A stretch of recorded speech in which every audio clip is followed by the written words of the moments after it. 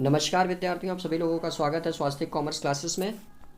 जैसा कि जो विद्यार्थी हम लोग को रेगुलर फॉलो कर रहे हैं उन लोग को पता है कि हमारे चैनल पर कॉमन यूनिवर्सिटी एंट्रेंस टेस्ट यानी CUET एमकॉम की प्रिपरेशंस रेगुलरली चल रही है। ओके, तो इस पिछले संडे को देखिए मैंने आप लोगों को प्रीवियस ईयर्स के पेपर सॉल्व करे थे। आज देखिए फाइनल रिवीजन हमारा कॉमर्स का होगा, जिसमें देखिए मैंने टॉप 150 क्वेश्चंस कंसीडर कर रखे हैं जो आपके आगामी परीक्षा के लिए बहुत ही ज़्यादा इंपॉर्टेंट क्वेश्चंस है। इसमें देखिए आपके टोटल 24 यूनिट्स जो कॉमर्स के हैं वो कवर किए जाएंगे। ठीक, एक सिंगल वीडियो में। वीडियो देखिए थोड़ी लंबी ज़रूर होगी, लेकिन देखिए आपको जो क्वेश्चंस और जो कंटेंट मिलेगा वो बहुत ही ज़्यादा इंपॉर्टेंट होगा आपके लिए। ठीक, तो इसीलिए वीडियो को आप लोग पूरा अच्छे से देखिएगा ताकि एक एक चीज़ आप लोग की क्लियर हो सके, और टोटल 150 क्वेश्चंस तक वॉच करिएगा, क्योंकि देखिए पूरे के पूरे 24 यूनिट्स इसमें इंक्लूड किए गए हैं। ठीक, और आपको अगर पीडीएफ चाहिए, देखिए आपके पास कुछ ही दिन का समय बचा हुआ है, तो अगर आप लोगों को पीडीएफ चाहिए तो आप लोग देखिए 9682204406 इस नंबर पर देखिए कांटेक्ट कर सकते हैं। आपको पीडीएफ से संबंधित सारी इंफॉर्मेशन यहाँ पे मिल जाएगी। ओके, मात्र 99 रुपीज़ में आपको पार्ट ए का पूरा 3 सब्जेक्ट का पीडीएफ, जिसमें जनरल अवेयरनेस, क्वांटिटेटिव एप्टीट्यूड और मैथमेटिकल रीजनिंग और इंग्लिश, ये सारी चीज़ें जो हैं वो पूरी की पूरी मिल जाएंगी। प्लस पार्ट बी में देखिए आपके जो टोटल 24 क्या बोलते हैं सब्जेक्ट्स है कॉमर्स के, उनकी पूरी की पूरी पीडीएफ विद आंसर मिल जाएगी। प्लस देखिए प्रैक्टिस सेट्स में आपको 3 प्रैक्टिस सेट्स भी मिल जाएंगे, 3 नहीं एक्चुअली 4 प्रैक्टिस सेट्स आपको मिल जाएंगे। ओके, 4 प्रैक्टिस सेट्स मिल जाएंगे, एक प्रीवियस ईयर्स के क्वेश्चंस का पेपर का सेट का सॉल्यूशंस भी पूरा का पूरा आपको मिल जाएगा। ओवरऑल आपको 5000 से प्लस से भी ज़्यादा क्वेश्चंस मिलेंगे, 5000 से ज़्यादा क्वेश्चंस आपको उस पीडीएफ में मिल जाएंगे। तो आपके एग्जाम में देखिए अब ज़्यादा समय नहीं बचा, तो इसीलिए मैं कहूँगा कि आप लोग ज़्यादा से ज़्यादा पीडीएफ परचेस कर लें, ताकि ज़्यादा से ज़्यादा आप लोग अच्छे से अपनी प्रिपरेशन को कर सकें, दिन रात एक लगा के आप लोग उस पीडीएफ से पढ़ सकें। मात्र 99 रुपीज़ में ही आपको सारी की सारी पीडीएफ्स अवेलेबल हो जाएगी। ओके, तो पीडीएफ के लिए आप लोग इस नंबर पर संपर्क कर सकते हैं। तो चलिए देर न करते हुए अब हम लोग अपनी क्लासेस को शुरू करते हैं।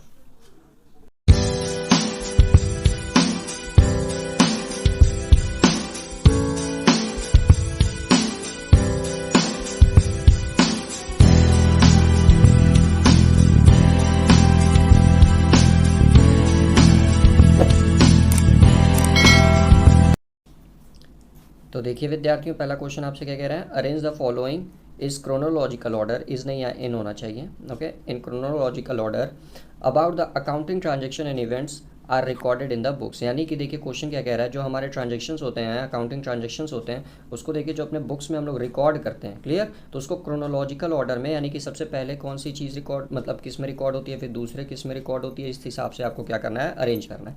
तो देखिए यहाँ पे दिया है लेजर, ट्रायल बैलेंस, जनरल और सब्सिडरी बुक्स। तो आप सब जानते हैं सबसे पहले देखिए जनरल में होता है, जनरल के बाद से सब्सिडरी बुक्स, फिर उससे लेजर बनाई जाती है और लेजर के बैलेंस को ट्रायल बैलेंस में शिफ्ट कर दिया जाता है, यानी कि 3 4 1 2 विल बी योर आंसर, यानी कि option A will be your answer. Next question देखिए, क्वेश्चन नंबर सेकंड क्या कह रहा है, आपसे मैच करना है। मैच द फॉलोइंग, लिस्ट 1 को लिस्ट 2 के साथ मैच करना है। ओके, तो लिस्ट 1 में देखिए सबसे पहले क्या दिया है आपका, capital is the difference between what, फिर उसके बाद से gross profit is a stand by deducting, फिर wages paid for erecting machines are, and then the manufacturing account is prepared. Okay, तो देखिए capital is the difference between, तो आप लोग एक फॉर्मूला पढ़े होंगे, assets is equal to equity plus liability. Okay, तो यही इक्विटी यानी कि कैपिटल, तो ये देखिए किसका डिफरेंस होता है, एसेट्स और लाइबिलिटी का, यानी कि इसमें देखिए ऑप्शन 3 चला जाएगा आपका, एसेट्स एंड लाइबिलिटीज़। फिर उसके बाद से gross profit is stand by deducting, तो इसमें देखिए ये आ जाएगा आपका cost of goods sold from sales, यानी कि देखिए जब सेल्स में से हम लोग COGS घटा देते हैं तो हमारा ग्रॉस प्रॉफिट आ जाता है, यानी कि इसमें 1 हो गया।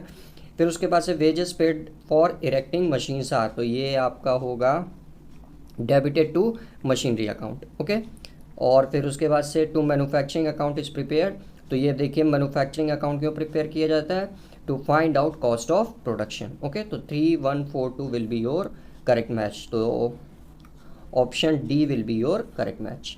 नेक्स्ट क्वेश्चन पढ़ते हैं, देखिए क्वेश्चन नंबर थर्ड। देखिए स्टेटमेंट बेस्ड क्वेश्चन है, तो स्टेटमेंट ध्यान से पढ़िएगा। पहले स्टेटमेंट देखिए आपसे क्या कह रहा है, capital expenditure benefits the current accounting period, और स्टेटमेंट 2 आपसे कह रहा है capital expenditure will also benefit the next accounting period. तो ठीक, तो देखिए पहला ऑप्शन आपका capital expenditure benefits the current accounting period, बिल्कुल करेक्ट स्टेटमेंट है। क्यों? क्योंकि देखिए it increases the production capability and revenue potential, और ये देखिए करंट अकाउंटिंग पीरियड के लिए नहीं, आने वाले टाइम के लिए भी ये कंपनी के लिए क्या होता है, बेनिफिट होता है। तो इसीलिए नेक्स्ट अकाउंटिंग पीरियड के लिए भी ये देखिए क्या होगा, कैपिटल एक्सपेंडिचर बेनिफिशियल होगा। तो यानी कि दोनों स्टेटमेंट देखिए क्या है, करेक्ट है।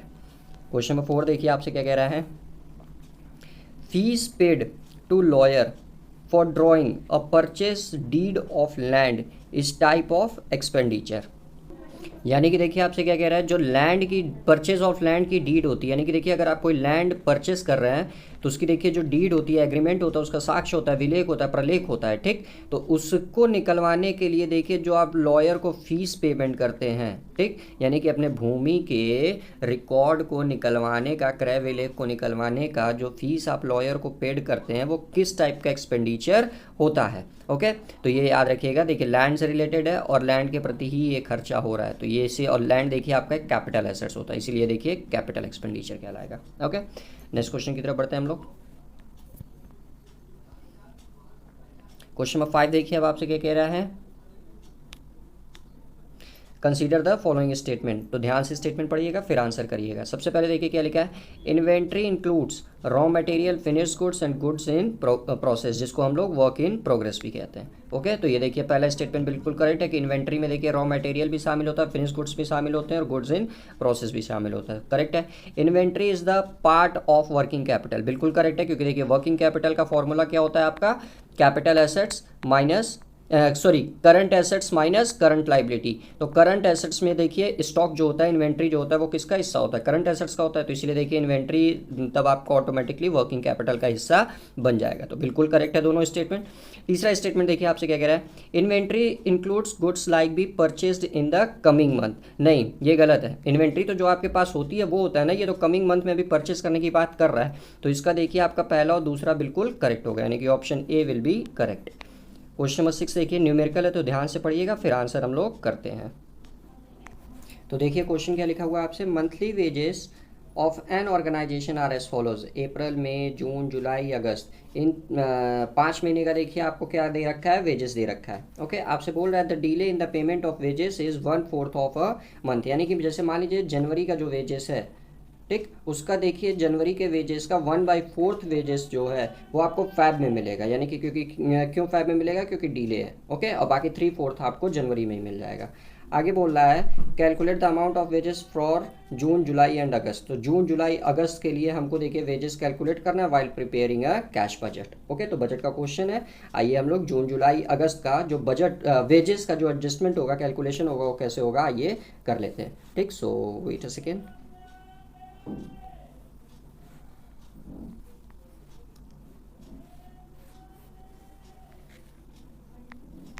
तो देखिए अगर सबसे पहले हम लोग बात करें जून की, ओके, तो ध्यान दीजिएगा, यहाँ पे रफली कर रहा हूँ एक्चुअली, क्योंकि यहाँ फॉर्मेट बनाने की ज़रूरत तो होती नहीं। तो जून में देखिए जो आपको वेजेस मिलेगा वो पहले मई का 1/4 मिलेगा, क्योंकि देखिए 1/4 बोला है, डिले है मंथ में, यानी कि मई का देखिए जो 1/4 है वो आपको जून में तब रिसीव होगा। तो मई का देखिए वेजेस है 1,32,000, तो 1,32,000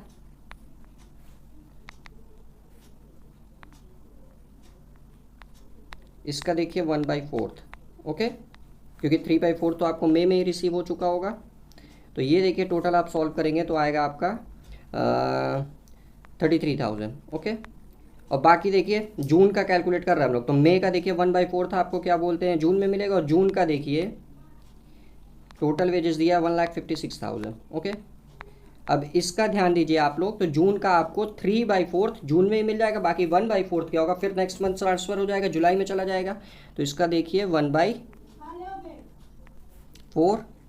तो इसको देखिए सॉल्व करेंगे तो हमारा आएगा आपका क्या बोलते हैं, 4×3 12, 3 इधर आएगा, 4×9 36, नहीं माफ़ करिएगा, 1,56,000 का 1/4 सॉरी 3/4 यहाँ निकलेगा, क्योंकि 1/4 तो आपका जुलाई में मिल रहा है। हाँ ठीक तो था। तो ये देखिए इसको सॉल्व करेंगे हम लोग तो ओवरऑल आएगा आपका, एक सेकेंड,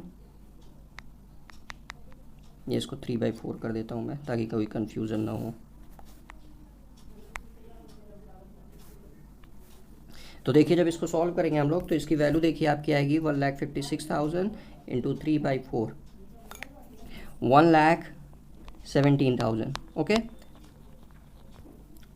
सॉरी हाँ 1,17,000। तो देखिए जून का जो टोटल आपका वेजेस आएगा वो कितना आएगा 33,000 plus 1,17,000, that means 1,50,000, okay.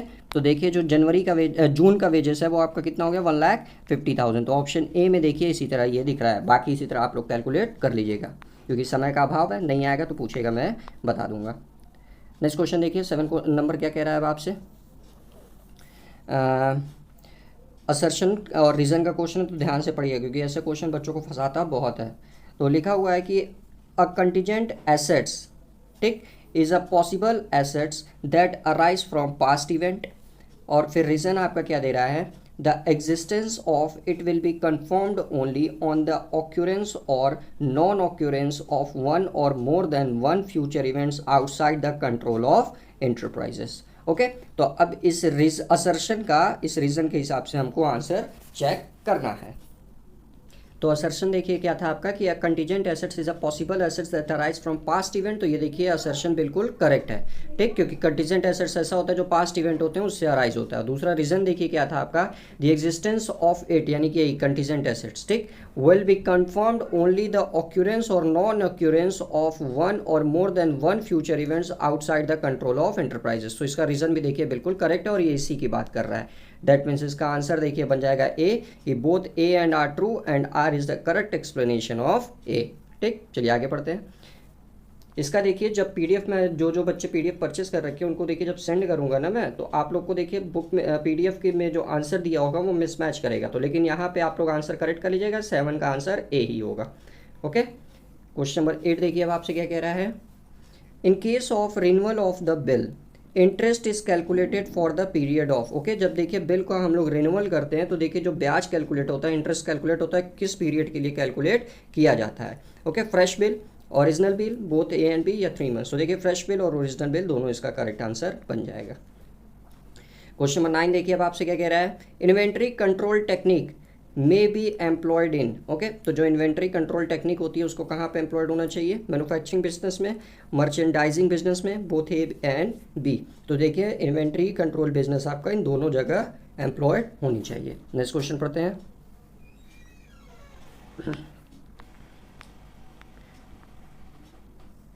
Question number 10 देखिए ध्यान से, बोल रहा है आपसे consider the following statement, okay. तो ध्यान से पढ़कर फिर आंसर करिएगा। बोल रहा है आपसे, तो पहला स्टेटमेंट देखिए आपसे क्या कह रहा है, the entity concept of accounting is not applicable to sole trading concern and partnership concern. बिल्कुल देखिए गलत है, क्यों, क्योंकि देखिए जो आपका एंटिटी कॉन्सेप्ट होता है वो सारे के सारे बिजनेस ऑर्गेनाइजेशंस के लिए एप्लीकेबल होता है।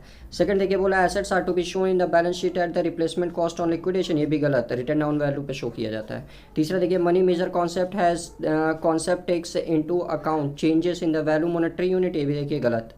When a creditor is paid, the result in decrease assets, नहीं, जब क्रेडिटर्स पे करेंगे तो एसेट्स हमारा बढ़ेगा क्योंकि वर्किंग कैपिटल बढ़ेगी हमारी, तो ये भी स्टेटमेंट देखिए गलत, तो इसीलिए इसका आंसर देखिए बन जाएगा नन ऑफ दीस।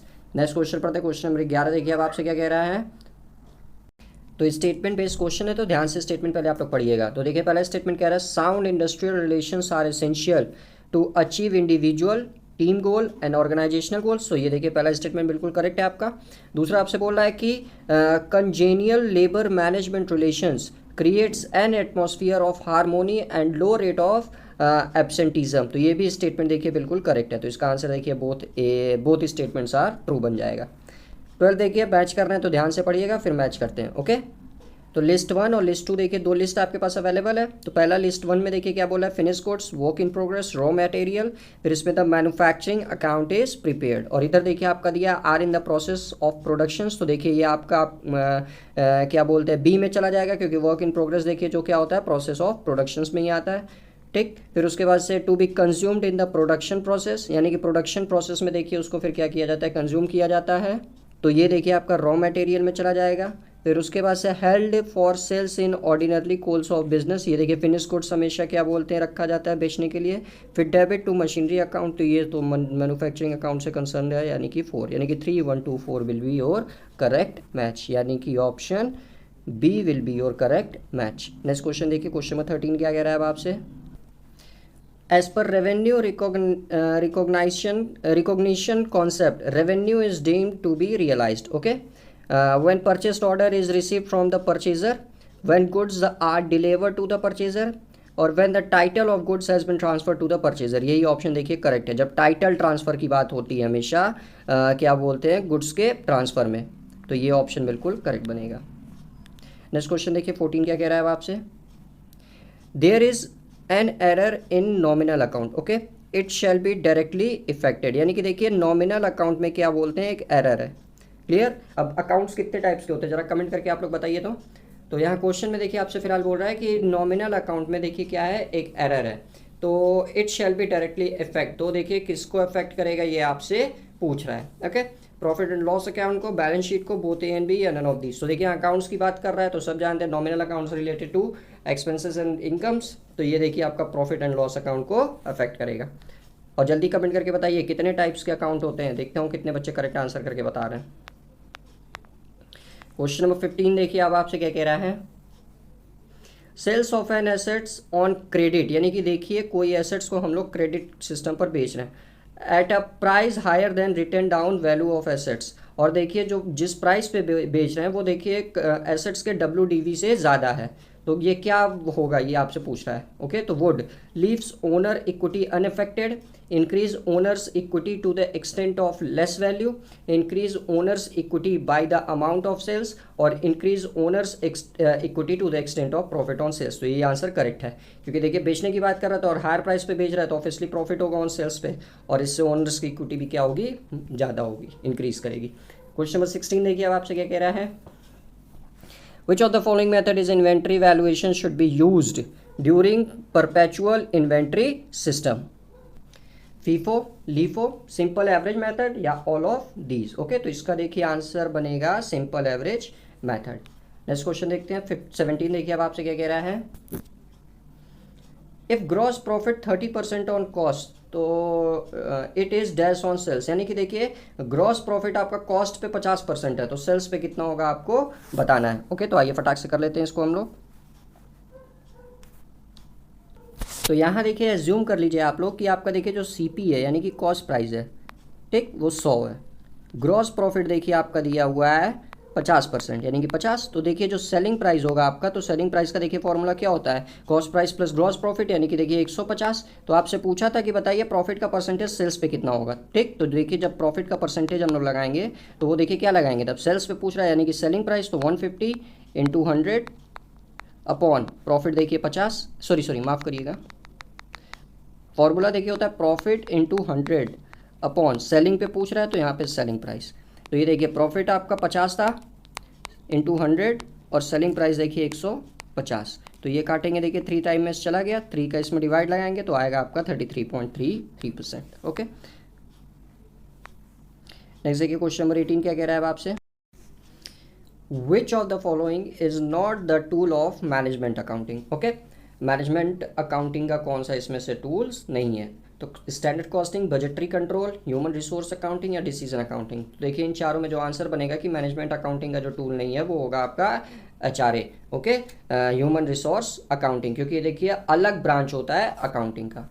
नेक्स्ट पढ़ते क्वेश्चन नंबर 19 देखिए अब आपसे क्या कह रहा है, स्टेटमेंट बेस्ड क्वेश्चन है तो ध्यान से स्टेटमेंट पढ़कर फिर आंसर करिएगा। तो बोला provision have to be provided for ever if there is no profit. Statement 1 बिल्कुल करेक्ट है, क्योंकि देखिए प्रोविजन मैंडेटरी होता है, इसमें कंपनी को प्रॉफिट हो या ना हो लेकिन कंपनी को प्रोविजंस बनाना ही पड़ता है, तो ये स्टेटमेंट देखिए बिल्कुल करेक्ट है। रिजर्व देखिए वॉलंटरी होता है, रिजर्व कंपनी चाहे तो बना सकती है, ना चाहे तो नहीं बना सकती, बट प्रोविजन जो होता है वो मैंडेटरी होता है। ओके, अब statement 2, net profit cannot be calculated unless all provisions have been debited to profit and loss account। Okay, तो ये भी स्टेटमेंट बिल्कुल करेक्ट है, जब तक सारे प्रोविजंस को हम लोग P&L अकाउंट में डेबिट नहीं कर देंगे तब तक हम लोग नेट प्रॉफिट कैलकुलेट नहीं कर सकते, यानी कि स्टेटमेंट 1 और स्टेटमेंट 2 दोनों करेक्ट है, तो option A will be correct. Question number 20 देखिए अब आपसे क्या कह रहा है, accrual concept relates to the determination of. Okay, तो यानी कि देखिए जो अक्रूवल कॉन्सेप्ट होता है वो किसके डिटर्मिनेशन से रिलेट करता है, expenses and losses, incomes and gains, expenses and incomes या लॉसेस। तो देखिए अक्रूवल कॉन्सेप्ट आपका एक्सपेंसेस एंड इनकम दोनों से करता है, आउटस्टैंडिंग एक्सपेंसेस, अक्रूड इनकम, ये सारे किस में आते हैं, अक्रूवल कॉन्सेप्ट में ही आते हैं, तो ये सारी चीज़ें। 21 देखिए आपसे क्या कह रहा है, अब रिटायरिंग अ बिल अंडर रिबेट्स मीन, यानी कि देखिए जब कोई बिल हम लोग डिस्काउंट, रिबेट मतलब होता है डिस्काउंट, ओके। तो जब कोई बिल आपका रिटायर होता है अंडर रिबेट्स, तो इसका अर्थात क्या होता है?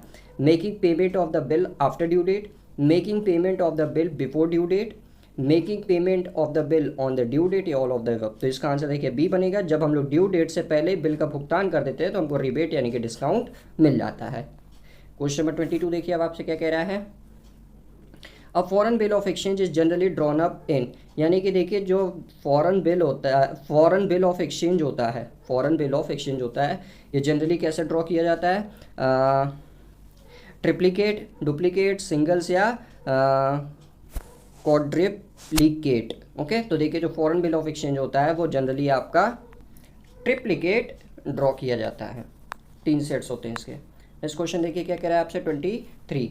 बोल रहा है कि क्या बोलते हैं, out of the following which 4 expenditure would be recorded in the motor van account, यानी कि इन 6 देखिए टोटल आपको ट्रांजेक्शन्स दे रखे हैं, ठीक। तो इसमें से बोल रहा है कि बताइए कौन से 4 ऐसे एक्सपेंडिचर हैं जो मोटर वैन अकाउंट में ट्रांसफ़र किए जाएंगे, रिकॉर्ड किए जाएंगे। ओके, तो आइए चलिए देखते हैं। सबसे पहला बोला है कॉस्ट 2 लाख, तो ये डेफिनेटली आएगा क्योंकि 2 लाख रुपए की मोटर वैन है तो उसको ऑब्वियसली आप लोग शो करेंगे। रजिस्ट्रेशन फीस ये सब जानते हैं, इसी में देखिए जुड़ जाता है तो ये भी आएगा। फिर उसके बाद से पेट्रोल ये नहीं आएगा, क्यों नहीं आएगा? क्योंकि ये आपका रेवेन्यू एक्सपेंडिचर है तो ये इसमें तो आना ही नहीं है। सैलरी टू ड्राइवर ये भी देखिए नहीं आएगा। राइटिंग द कंपनी नेम ये आएगा क्योंकि इसमें देखिए फिर क्या बोलते हैं, कंपनी का नेम राइट कराया जा रहा है तो ये भी कैपिटल एक्सपेंडिचर है तो ये आएगा, यानी कि 1 आएगा, 2 आएगा, 5 आएगा। फिर उसके बाद से आपसे रोड टैक्स पेड 1 टाइम ये भी देखिए आएगा, तो 1 2 5 6 option B will be correct. Okay, चलिए नेक्स्ट पढ़ते हैं।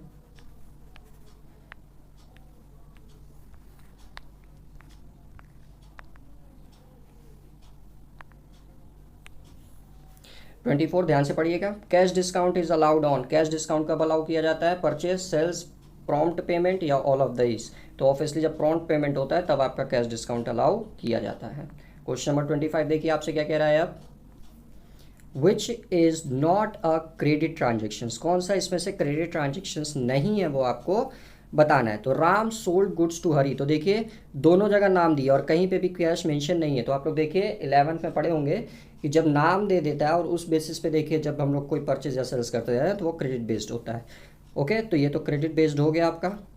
राम सोल्ड गुड्स फॉर 5000, तो यहाँ देखिए आपका यहाँ पे कहीं पे भी दूसरा नाम नहीं दिया कि किसको बेचा गया, बस बोला कि 5000 रुपये का सामान राम ने बेच दिया, तो ये देखिए कैश ट्रांजेक्शन है। फिर उसके बाद से Ram sold goods to Hari for cash, यहाँ देखिए बोल भी दिया है कि राम ने हरी को सामान बेचा लेकिन कैश के बदले बेचा, तो ये भी देखिए कैश ट्रांजेक्शन है। और फिर 4th देखिए आपसे क्या कह रहा है, Hari takes goods from Ram in consideration of goods worth 5000। Okay, तो ये भी आपका क्रेडिट ट्रांजेक्शन है, यानी कि 2 और 3 बस आपका कैश ट्रांजेक्शन है, बाकी सब आपका क्रेडिट ट्रांजेक्शन है, यानी कि दूसरा और तीसरा बस करेक्ट होगा। ओके, चलिए आगे बढ़ते हैं। 26 आपसे कह रहा है the process of balancing of an account involves equalisation of both sides of accounts. If the debit side of an account exceeds the credit sides, the difference put on the credit side, the said balance is। तो देखिए जब आप लोग trial balance बनाते होंगे तो आप लोग को याद होगा कि क्या बोलते हैं, डेबिट साइड्स का इक्वल क्रेडिट साइड्स के बराबर होना चाहिए। ओके, डेबिट जो होता है वो क्रेडिट के बराबर होना चाहिए, ठीक। लेकिन इन सम केसेस जब आपका डेबिट देखिए ज़्यादा हो जाता है और क्रेडिट क्या हो जाता है, कम हो जाता है, ठीक। तो इस डिफरेंट को क्या कहा जाता है ये आपसे पूछ रहा है। A debit balance, a credit balance, an expenditure और एन एसेट्स, एन इनकम और लाइबिलिटी, ठीक। तो इसको देखिए एक डेबिट बैलेंस कहा जाएगा और एक एक्सपेंडिचर या एसेट्स कहा जाएगा, तो 1 और 3 विल बी करेक्ट, यानी कि option 3 will be correct. Next देखिए 27 अब आपसे क्या कह रहा है। A residuary book in which those transactions are recorded which cannot be recorded in any other subsidiary books। okay, तो general proper, general journal of a both A and B। okay, तो देखिए ऐसी रेसिड्यूरी बुक्स जो आपका क्या बोलते हैं, विच those transaction recorded, जो आपका देखिए सब्सिडरी बुक्स में रिकॉर्ड नहीं होती, यानी कि ऐसे ट्रांजेक्शन्स जो सब्सिडरी बुक्स में नहीं रिकॉर्ड होते हैं, रेसिड्यूरी बुक्स में रिकॉर्ड होते हैं, तो उसको कौन सी बुक, कौन सा जर्नल कहा जाता है, ये आपसे पूछ रहा है। तो ये देखिए इसका आंसर बनेगा आपका journal proper. Okay, next question पढ़ते हैं हम लोग। 28 देखिए अब आपसे क्या कह रहा है। Which of the following is affected by improper valuation of inventory, यानी कि देखिए जब इन्वेंट्री का वैल्यूएशन इम्प्रॉपर किया जाएगा तो क्या इफेक्ट होगा आपका, क्लियर, ये आपको बताना है। तो प्रॉफिटेबिलिटी, फाइनेंशियल पोजीशंस, ये देखिए यहाँ पे नहीं होना चाहिए एक्चुअली, फिर बोथ ए एंड बी या कैश इनफ्लोज। तो देखिए जब आपका वैल्यूएशन होगा इन्वेंट्री का इम्प्रॉपर वे में तो आपकी प्रॉफिटेबिलिटी भी इफेक्ट होगी और फाइनेंशियल पोजीशन भी आपका इफेक्ट होगा, क्योंकि देखिए आपका ट्रेडिंग अकाउंट को भी इफेक्ट करेगा इन्वेंट्री, और फिर फाइनेंशियल पोजीशन में देखिए करंट एसेट्स को भी इफेक्ट करेगा। ओके, तो इसीलिए इसका answer both A and B बनेगा। क्वेश्चन नंबर 29 देखिए अब आपसे क्या कह रहा है, which of the following is not subsidiary books, यानी कि कौन सा इसमें सब्सिडरी बुक नहीं है वो आपको बताना है। तो purchase books, bill receivables book, sales book या एसेट्स बुक, तो एसेट्स बुक कुछ होता ही नहीं है। 30 देखिए आपसे क्या कह रहा है, premium on redemption of debenture is, यानी कि premium on redemption of debenture किस टाइप का अकाउंट होता है, पर्सनल, रियल, नॉमिनल या नन ऑफ दीज। तो ये देखिए एक क्या बोलते हैं पर्सनल अकाउंट होता है। ओके, नेक्स्ट क्वेश्चन पढ़ते हैं। क्वेश्चन नंबर 31 देखिए आपसे क्या कह रहा है, क्रोनोलॉजिकल ऑर्डर में देखिए आपको क्या करना है, अरेंज करना है, किसको अरेंज करना है कि इवेंट्स ऑफ ऑपरेटिंग साइकिल्स को। ओके, तो देखिए सबसे पहला आपका क्या बोल रहा है, क्या बोलते हैं, conversion of accounts receivable into cash, conversion of finish goods into account receivable, conversion of raw material into working in progress. तो सबसे पहले देखिए ये होगा, सबसे पहले रॉ मटेरियल्स को क्या करेंगे, वर्क इन प्रोग्रेस में कन्वर्ट करेंगे, ठीक। फिर उसके बाद से क्या बोलते हैं, conversion of work in process into finished, फिर ये देखिए करेंगे वर्क इन प्रोसेस से फिर उसको फिनिश गुड्स में कन्वर्ट करेंगे, यानी कि 3 और 4। तो 3 और 4 देखिए बस इसी में दिख रहा है, तो यानी कि फिर उसके बाद से देखिए conversion of finish goods into account receivables और फिर conversion of account receivables into cash. Okay, तो पहला ऑप्शन इसका करेक्ट होगा। नेक्स्ट देखिए,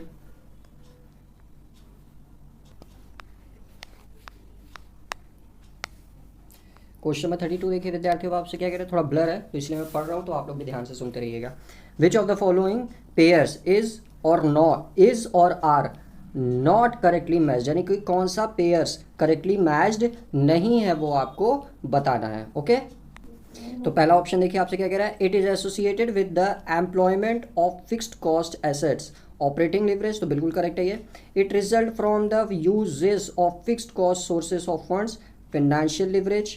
फिर उसके बाद से it is the tendency of the residual net income to vary disproportionately with operating profit, combination combined leverage या all of the above. Okay, तो इसमें से आपसे बताना है कि कौन सा करेक्टली मैच्ड नहीं है। तो इसका देखिए जो करेक्ट आंसर आपका बनेगा वो बनेगा ऑप्शन बी। ओके, नेक्स्ट पढ़ते 33 देखिए अब आपसे क्या कह रहा है, in ratio analysis time series analysis refers to, यानी कि देखिए जब रेशियो एनालिसिस हम लोग करते हैं तो उसमें देखिए जो टाइम सीरीज एनालिसिस होता है उसके क्या संबंध होता है वो आपको बताना है। तो making a time series of various ratio two assets the firms profitability, a graphical comparison of firm sources of finance, the comparison of financial ratio over a period of time to access the directions of change and the financial performance of the firm। तो ये देखिए correct answer है कि देखिए जो आपका time series analysis होता है ये देखिए क्या बताता है कि the comparison of financial ratio over a period, देखिए समय आ गया, of a time of excess of direction of change and the financial performance of the firm. 34 देखिए अब आपसे क्या कह रहा है, which of the following is not a cash outflow, यानी कि इसमें से कौन सा कैश आउटफ्लो नहीं है, यानी कि कहाँ से कैश बाहर नहीं जा रहा है आपको बताना है। तो increase in creditors, increase in debtors, increase in stocks और इंक्रीज इन बिल रिसीवेबल्स। तो इसमें बताइए कौन सा कैश आउटफ्लो नहीं है।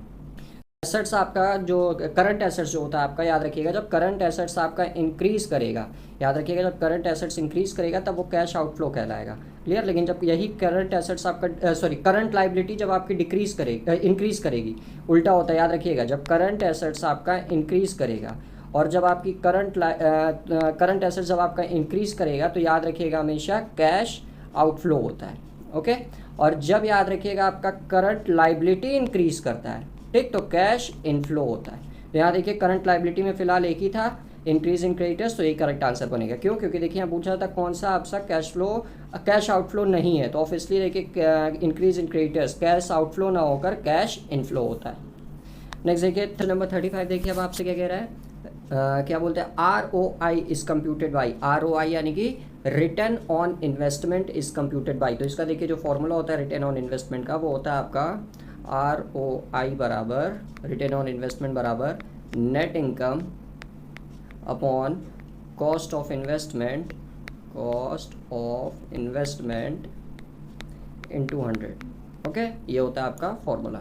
तो यहाँ पे देखते हैं कौन सा इससे मैच कर रहा है। तो क्या बोलते हैं, return on investment is computed by profit and sales, profit and investment. तो यही देखिए इसका आंसर बन जाएगा, प्रॉफिट एंड इन्वेस्टमेंट से कैलकुलेट होता है। ओके, क्यों, देखिए यहाँ पे नेट इनकम और कितना उस इन्वेस्टमेंट की कॉस्ट थी वो, इसी से ये कैलकुलेट होता है। 36 देखिए आपसे क्या कह रहा है, the ideal quick ratio. Ideal quick ratio क्या होता है आपको बताना है। क्विक रेशियो को देखिए हम लोग लिक्विडिटी रेशियो के नाम से भी जानते हैं। तो आइडियल क्विक रेशियो क्या होता है, तो ये देखिए 1:1 होता है। अब यहीं आपसे पूछ लेता बताइए आइडियल करंट रेशियो क्या होता है, तो वो याद रखिएगा 2:1 होता है। नेक्स्ट पढ़ते हैं 37 देखिए अब आपसे क्या कह रहा है, increase in the amount of creditors results in. देखिए जब क्रेडिटर्स का अमाउंट इंक्रीज करेगा तो इसका क्या प्रभाव पड़ेगा, कैश आपका डिक्रीज होगा, मतलब decrease in cash, increase in cash, changes in cash या नन ऑफ दीज। तो देखिए increase in the amount of creditors, यानी कि देखिए आपके क्रेडिटर्स का अमाउंट क्या हो रहा है, इंक्रीज कर रहा है, तो इसका क्या प्रभाव पड़ेगा, तो इससे देखिए आपका क्या होगा, इंक्रीज इन कैश। अभी ऊपर भी हम लोग ये पॉइंट देखे थे। 38 देखिए, क्योंकि इनफ्लो होता है, कैश इनफ्लो होता है जब आपकी करंट लायबिलिटी बढ़ती है। तो देखिए 38 अब आपसे क्या कह रहा है, अब when an income statement is prepared by profit concerns, यानी कि देखिए जब इनकम स्टेटमेंट एक प्रॉफिट कंसर्न ऑर्गेनाइजेशंस के द्वारा तैयार किया जाता है, such as the personnel department are, okay, तो classified as common fixed cost omitted from the income statement, classified as committed fixed cost and allocated among the profit centers या allocated among the profit centers based upon the number of employees in each department। तो देखिए personal और department की बात कर रहा था, तो यही इसका आंसर करेक्ट हो जाएगा। allocated among the profit centers based upon the देखिए number of employees in each department। Question number 39 देखिए अब आपसे क्या कह रहा है, क्वेश्चन देखिए अगर आप लोग ध्यान से पढ़ेंगे ना तो आधा आंसर तो आपका क्वेश्चन में छिपा रहता है, तो इसीलिए बस क्वेश्चन को अच्छे से पढ़ने की आदत डालिए, आप लोग अच्छे से परफॉर्म परीक्षा में करके आएंगे। और ये वीडियो को ज़्यादा से ज़्यादा शेयर कर दीजिए ताकि ज़्यादा से ज़्यादा बच्चे इससे लाभान्वित हो सके, क्योंकि आपका 2 सितंबर को ये आपकी परीक्षा है, तो समय बचा नहीं है, तो इसीलिए वीडियो को ज़्यादा से ज़्यादा शेयर कर दीजिए। तो क्वेश्चन नंबर 39 देखिए अब आपसे क्या कह रहा है, dash method is also known as time adjusted rate of return method, यानी कि इन चारों में से कौन सा ऐसा मेथड है जो adjusted rate of return method के नाम से भी जाना जाता है। Account rate of return method, net present value method, internal rate of return method या नन ऑफ द अबव। तो इसका आंसर देखिए बनेगा आपका option C. Okay, time adjusted rate of return method is also known as internal rate of return method. Okay, चलिए next question की तरफ बढ़ते हैं। देखिए जो इसमें आप लोग को जो बच्चे पीडीएफ परचेज की, उनको बार बार कह रहा हूँ, जो पीडीएफ में आंसर मिलेगा वो देखिए कहीं ना कहीं डिफर करेगा, क्योंकि कुछ ना कुछ चीज़ें उसमें गलत दी थी। तो यहाँ देखिए मैं वो सारे करेक्ट करा के आप लोग करा रहा हूँ। ओके, तो जब आप लोग इस क्वेश्चन का रिविजन करिएगा तो जो मैंने टिक मरवाया है उस पर आप लोग फोकस करिएगा। क्वेश्चन नंबर 40 देखिए अब आपसे क्या कह रहा है, which of the following statement is और आर इनकरेक्ट, कौन सा स्टेटमेंट इसमें गलत है वो आपको बताना है। चलिए आइए पढ़ते हैं। Sometime internal rate of return fails to indicate correct choice between mutually exclusive projects, तो ये देखिए बिल्कुल करेक्ट ऑप्शन है, तो यहाँ तो इनकरेक्ट आपसे बोला था। Payback period is widely used since it is measure of profitability, ये गलत है, ठीक, तो यानी कि बी ऑप्शन देखिए गलत हो जाएगा, ए करेक्ट है, तो इसलिए बी इसका इनकरेक्ट आंसर बन जाएगा। नेक्स्ट क्वेश्चन की तरफ बढ़ते हैं हम लोग। क्वेश्चन नंबर 41 ध्यान से पढ़िए क्या कह रहा है अब आपसे, which one is not a type of demand, यानी कि कौन सा इसमें एक डिमांड का प्रकार नहीं है, price demand, derive demand, supply demand या जॉइंट डिमांड। तो देखिए सप्लाई डिमांड कुछ नहीं होता है। नेक्स्ट देखिए आपसे क्या करना है, मैच करने को बोला है लिस्ट 1 को लिस्ट 2 के साथ। ओके, तो आइए करते हैं इसको। तो देखिए लिस्ट 1 और लिस्ट 2, तो पहले लिस्ट 1 पढ़ते हैं क्या बोला है, cross demand is the change in the quantity demanded of a given commodity in response or to the, okay, next बोल रहा है the elasticity of demand for product will be higher, the law of demand indicates, और last है आपका the law of demand states। अब इधर आते हैं हम लोग, इधर बोला आपसे relationship between the price of a commodity and the quantity demand, तो ये देखिए आपका मिल जाएगा ऑप्शन सी से, the law of demand indicates. Law of demand देखिए इंडिकेट्स करता है कि आपका क्या बताता है, relationship between price and the quantity. Okay, अब नेक्स्ट देखिए आपका क्या बोला था, changes in the price of another commodity. तो देखिए जब एक प्राइस की कमोडिटी बढ़ती या घटती है तो दूसरे प्राइस की कमोडिटी दूसरे कमोडिटी के डिमांड पे देखिए फ़र्क पड़ने लगता है, तो ये आपका क्रॉस इलास्टिसिटी कहलाता है। तो ये देखिए इसमें दूसरा क्या ये हो जाएगा ए वाला। फिर उसके बाद से देखिए तीसरा क्या कह रहा है आपसे, when price falls demand rises, जब आपका देखिए प्राइस गिरेगा और डिमांड क्या होगी, बढ़ेगी, तो ये लॉ ऑफ डिमांड कहता है भैया। तो इसमें देखिए तीसरा हो जाएगा, तो ऑब्वियसली चौथा बचा ये कि the elasticity of demand the product will be higher कब, the more available are substitutes for the product. तो 2 4 1 3 will be your correct answer, यानी कि option A will be correct. Question number 43 देखिए अब आपसे क्या कह रहा है, demand for safety pins aids, जो सेफ्टी पिंस होती है उसकी डिमांड क्या होती है, इलास्टिक होती है, इनइलास्टिक होती है, यूनिटी होती है या नन ऑफ दीज। तो जल्दी बताइए, जो इलास्टिसिटी ऑफ डिमांड होती है सेफ्टी पिंस की वो क्या होती है, वो देखिए इनइलास्टिक होती है। ठीक, चलिए आगे बढ़ते हैं। Question number 44, the extent of the change of demand for a commodity, देखिए पढ़िएगा, change of demand for a commodity to a given in dash other demand determines remaining constant. Okay, other demand आपके देखिए क्या हो रहे हैं, determinants remaining constant, so is termed as the dash of demand. Okay, तो इसमें देखिए option दिया आपका price, price elasticity, price cross elasticity, income price and none of these. तो इसका आंसर देखिए बनेगा ऑप्शन ए। क्यों? क्योंकि देखिए the extent of the change of demand for a commodity to given in price, देखिए जैसे ही प्राइस में बदलाव आता है तभी आपका डिमांड में भी परिवर्तन आता है, और फिर उसके बाद से अदर डिटर्मिनेशन रिमेनिंग कॉन्स्टेंट, अगर सारे डिटर्मिनेशन जो होते हैं उसके देखिए वो कॉन्स्टेंट है, उसमें कोई परिवर्तन ना हो, तो ये देखिए, तो ये आपका क्या कहलाएगा, price elasticity of the demand. Okay, चलिए आगे बढ़ते हैं।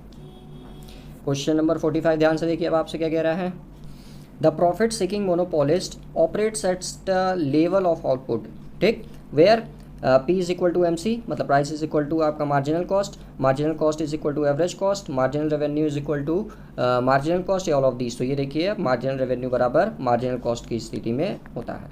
46 देखिए अब आपसे क्या कह रहा है,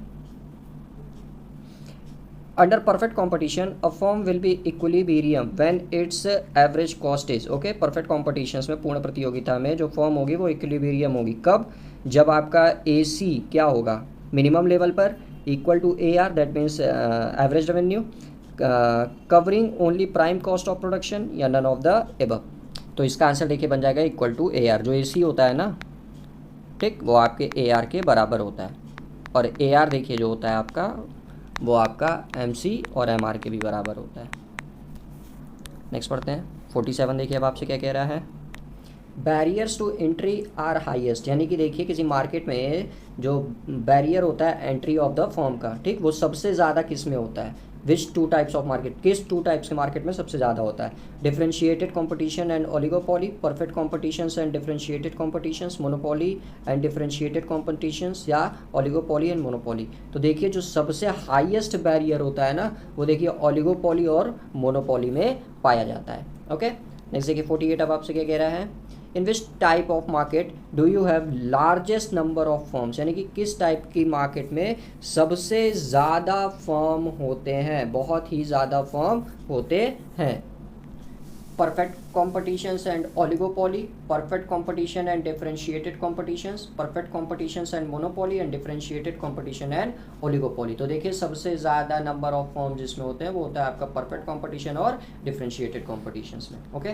next question,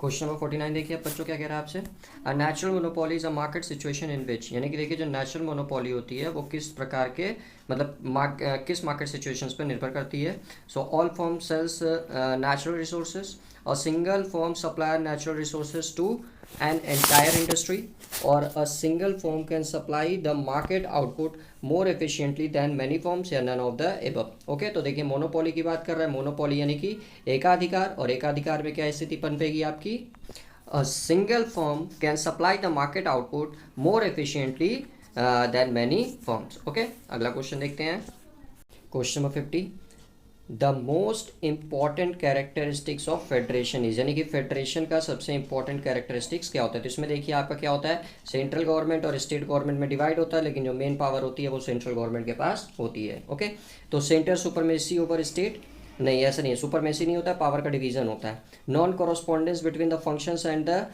resources of the central and states governments, फिर perfect match between the function and resources of the central and states government, या नन ऑफ द एबव।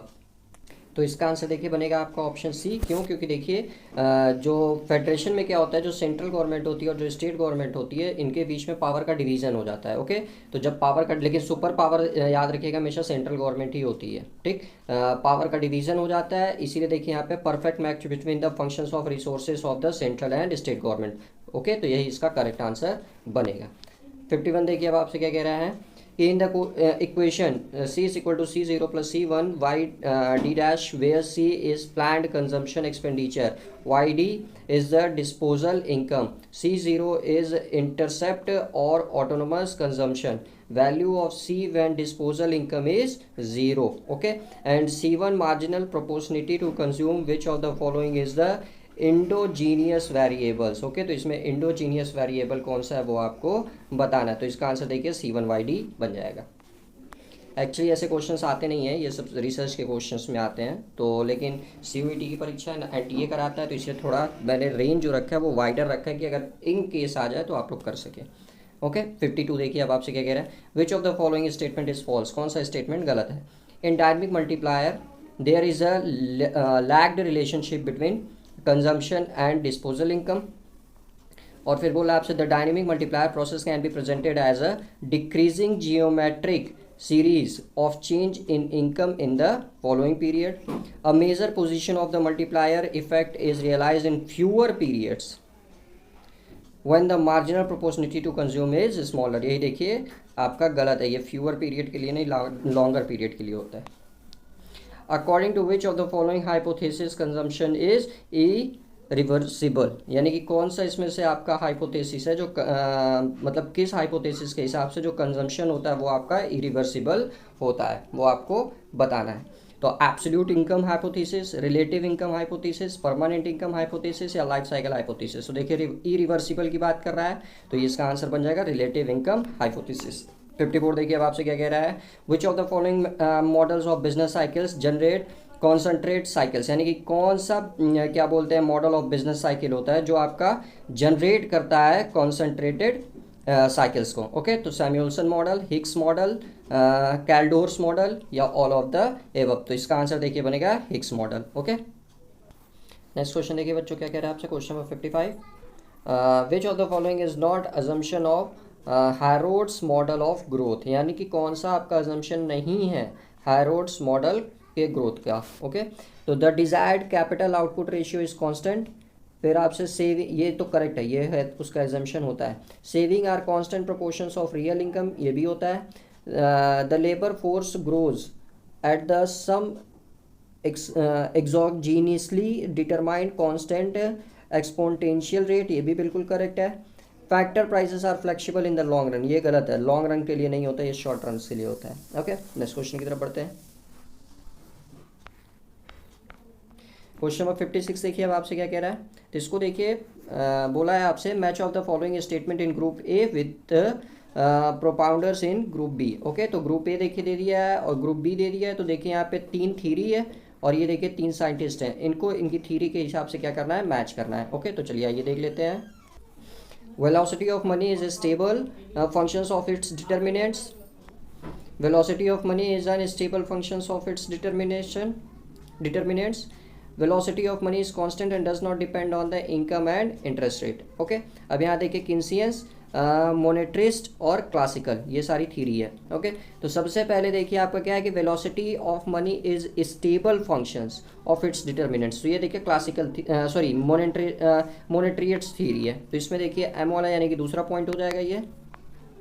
फिर उसके बाद से देखिए आपसे बोला है कि velocity of money is unstable function, unstable Keynesians ने दिया था, तो इसमें देखिए पहला हो जाएगा, तो ऑब्वियसली इसमें थर्ड होगा आपका classical theory. Velocity of money is a constant and does not depend on the income and rates, यानी कि 2, 1, 3 will be your correct match, यानी कि option C will be your correct match. Question number 57 देखिए अब आपसे क्या कह रहा है, A.W. Phillips wage inflation and employment trade-off is based on, okay, static expectations hypothesis, adaptive expectation hypothesis, extrapolative expectation hypothesis या rational expectation hypothesis। तो देखिए जो A.W. Phillips wages inflation employment जो ट्रेड ऑफ होता है वो आपका बेस्ड होता है क्या बोलते हैं, स्टैटिक एक्सपेक्टेशंस हाइपोथेसिस पे। ओके, चलिए अगला क्वेश्चन बढ़ते हैं हम लोग। 58 देखिए अब आपसे क्या कह रहा है, suppose the money supply and the price levels are constant, यानी कि देखिए मनी सप्लाई और प्राइस लेवल दोनों क्या है आपका कांस्टेंट है, and the demand for money is functions of income, और देखिए जो डिमांड फॉर मनी है वो इनकम की फंक्शंस है और इंटरेस्ट रेट की फंक्शंस है। Okay, when the income level increase, जब देखिए इनकम लेवल फिर इंक्रीज करेगा तो देयर इज, तब क्या प्रभाव पड़ेगा वो आपको बताना है। तो an increase in the quantity of money demanded and an increase in the rate of interest. Okay, an increase in quantity of money, increase in quantity of money demanded and a decrease in the rate of interest, ये बिल्कुल गलत है। जब income level increase कर रहा है तो obviously interest rate भी इंक्रीज करना चाहिए, क्योंकि मनी सप्लाई और प्राइस लेवल दोनों कांस्टेंट है। फिर उसके बाद से decrease in quantity, decrease in, ये भी देखिए गलत हो जाएगा, डिक्रीज इन क्वांटिटी ये भी गलत हो जाएगा, दोनों इंक्रीज करने चाहिए। देखिए पहले कुछ दिन पहले आपको ये अपने क्लासेस में कराया था। तो increase in the quantity of money demanded and increase in the rate of demanded, rate of interest will be correct answer. Okay, आगे बढ़ते हैं, नेक्स्ट देखते हैं क्वेश्चन नंबर 59 आपसे क्या कह रहा है। Physical reform measures in India included, यानी कि देखिए जो फिजिकल रिफॉर्म्स होता है भारत में उसमें क्या क्या चीज़ें शामिल की जाती हैं। Increase tax, GDP ratio, expenditure management, managing revenue deficit and physical deficit, और फिर increasing liquidity in the economy. तो find the correct combinations from the given code. Okay, तो इसका देखिए करेक्ट कॉम्बिनेशन जो बनेगा वो देखिए, फिजिकल रिफॉर्मेशंस की बात हो रही है तो ऑब्वियसली टैक्स का रेशियो बढ़ाना पड़ेगा, टैक्स जीडीपी का रेशियो। ओके, एक्सपेंडिचर मैनेजमेंट भी इंक्रीज करेगा, managing revenue deficit and physical deficit बिल्कुल करेक्ट है, लिक्विडिटी का कोई इसमें काम नहीं होगा। तो 1 2 3 देखिए आपका करेक्ट ऑप्शन बन जाएगा। नेक्स्ट क्वेश्चन पढ़ते हैं, क्वेश्चन नंबर 60 देखिए अब आपसे क्या कह रहा है। During the 10th 5 years plan, okay, some of the following things were experience, यानी कि देखिए जब 10th 5 years प्लान आया था तो कुछ चीज़ें एक्सपीरियंस की गई थी। तो वो क्या क्या चीज़ें थी। Service sector witness the highest growth rate, agriculture experience the lowest growth rate, rate of growth in the industrial sector was negative. तो देखिए 10th 5 years का जो आपका ड्यूरेशन था ना वो था 2002 से 2007 तक का। ओके, तो इसमें देखिए आपसे पूछा है कि कौन कौन सी चीज़ें एक्सपीरियंस की गई थी। क्लियर, तो इसमें देखिए जो आपका एक्सपीरियंस किया गया था कि सर्विस सेक्टर्स में देखिए बहुत ही तेज़ी से ग्रोथ हुआ था और एग्रीकल्चर में देखिए बहुत ही कमी आई थी। तो पहला और दूसरा देखिए बिल्कुल करेक्ट है। नेक्स्ट पढ़ते हैं, नेक्स्ट देखिए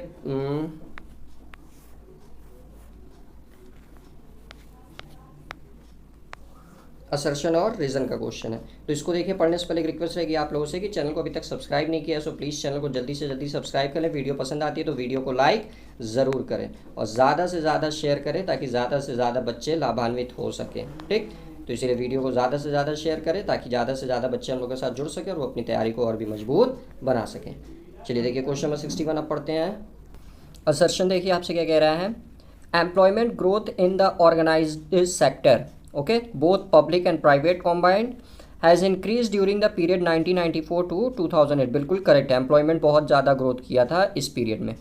there has been relative faster employment growth in the private sector, हाँ प्राइवेट सेक्टर्स में देखिए बहुत ज़्यादा बढ़ोतरी हुई थी, क्योंकि अभी देखिए जस्ट इसके ऊपर वाले क्वेश्चंस में हम लोगों ने देखा था कि जो 10th आपका 5 years प्लान आया था उसमें देखिए सर्विस सेक्टर्स में बहुत ही ज़्यादा ग्रोथ हुआ था और सर्विस सेक्टर्स में ग्रोथ होने की वजह से प्राइवेट सेक्टर्स में बहुत ज़्यादा बढ़ोतरी हुई थी, जिसकी वजह से उसमें एम्प्लॉयमेंट रेट बहुत ही ज़्यादा तेज़ी से बढ़ा था। तो ये भी बिल्कुल करेक्ट है, यानी कि देखिए दोनों स्टेटमेंट करेक्ट है और आज इसका देखिए करेक्ट एक्सप्लेनेशन भी कर रहा है। नेक्स्ट क्वेश्चन पढ़ते हैं, क्वेश्चन नंबर 62 देखिए अब आपसे क्या कह रहा है। Growth process resulting into broad based benefits and providing equality of opportunity to all is referred to as faster growth, inclusive growth, exclusive growth या सस्टेन ग्रोथ। तो जल्दी से इसका आंसर बताइए क्या होगा कि व्यापक लाभों के परिणाम स्वरूप विकास प्रक्रिया और सभी को अवसर की समानता प्रदान करना क्या कहलाता है। तो ये देखिए आपका इंक्लूसिव ग्रोथ कहलाता है। Okay, move to the next question, question number 63। ध्यान देखिए क्या कह रहा है आपसे।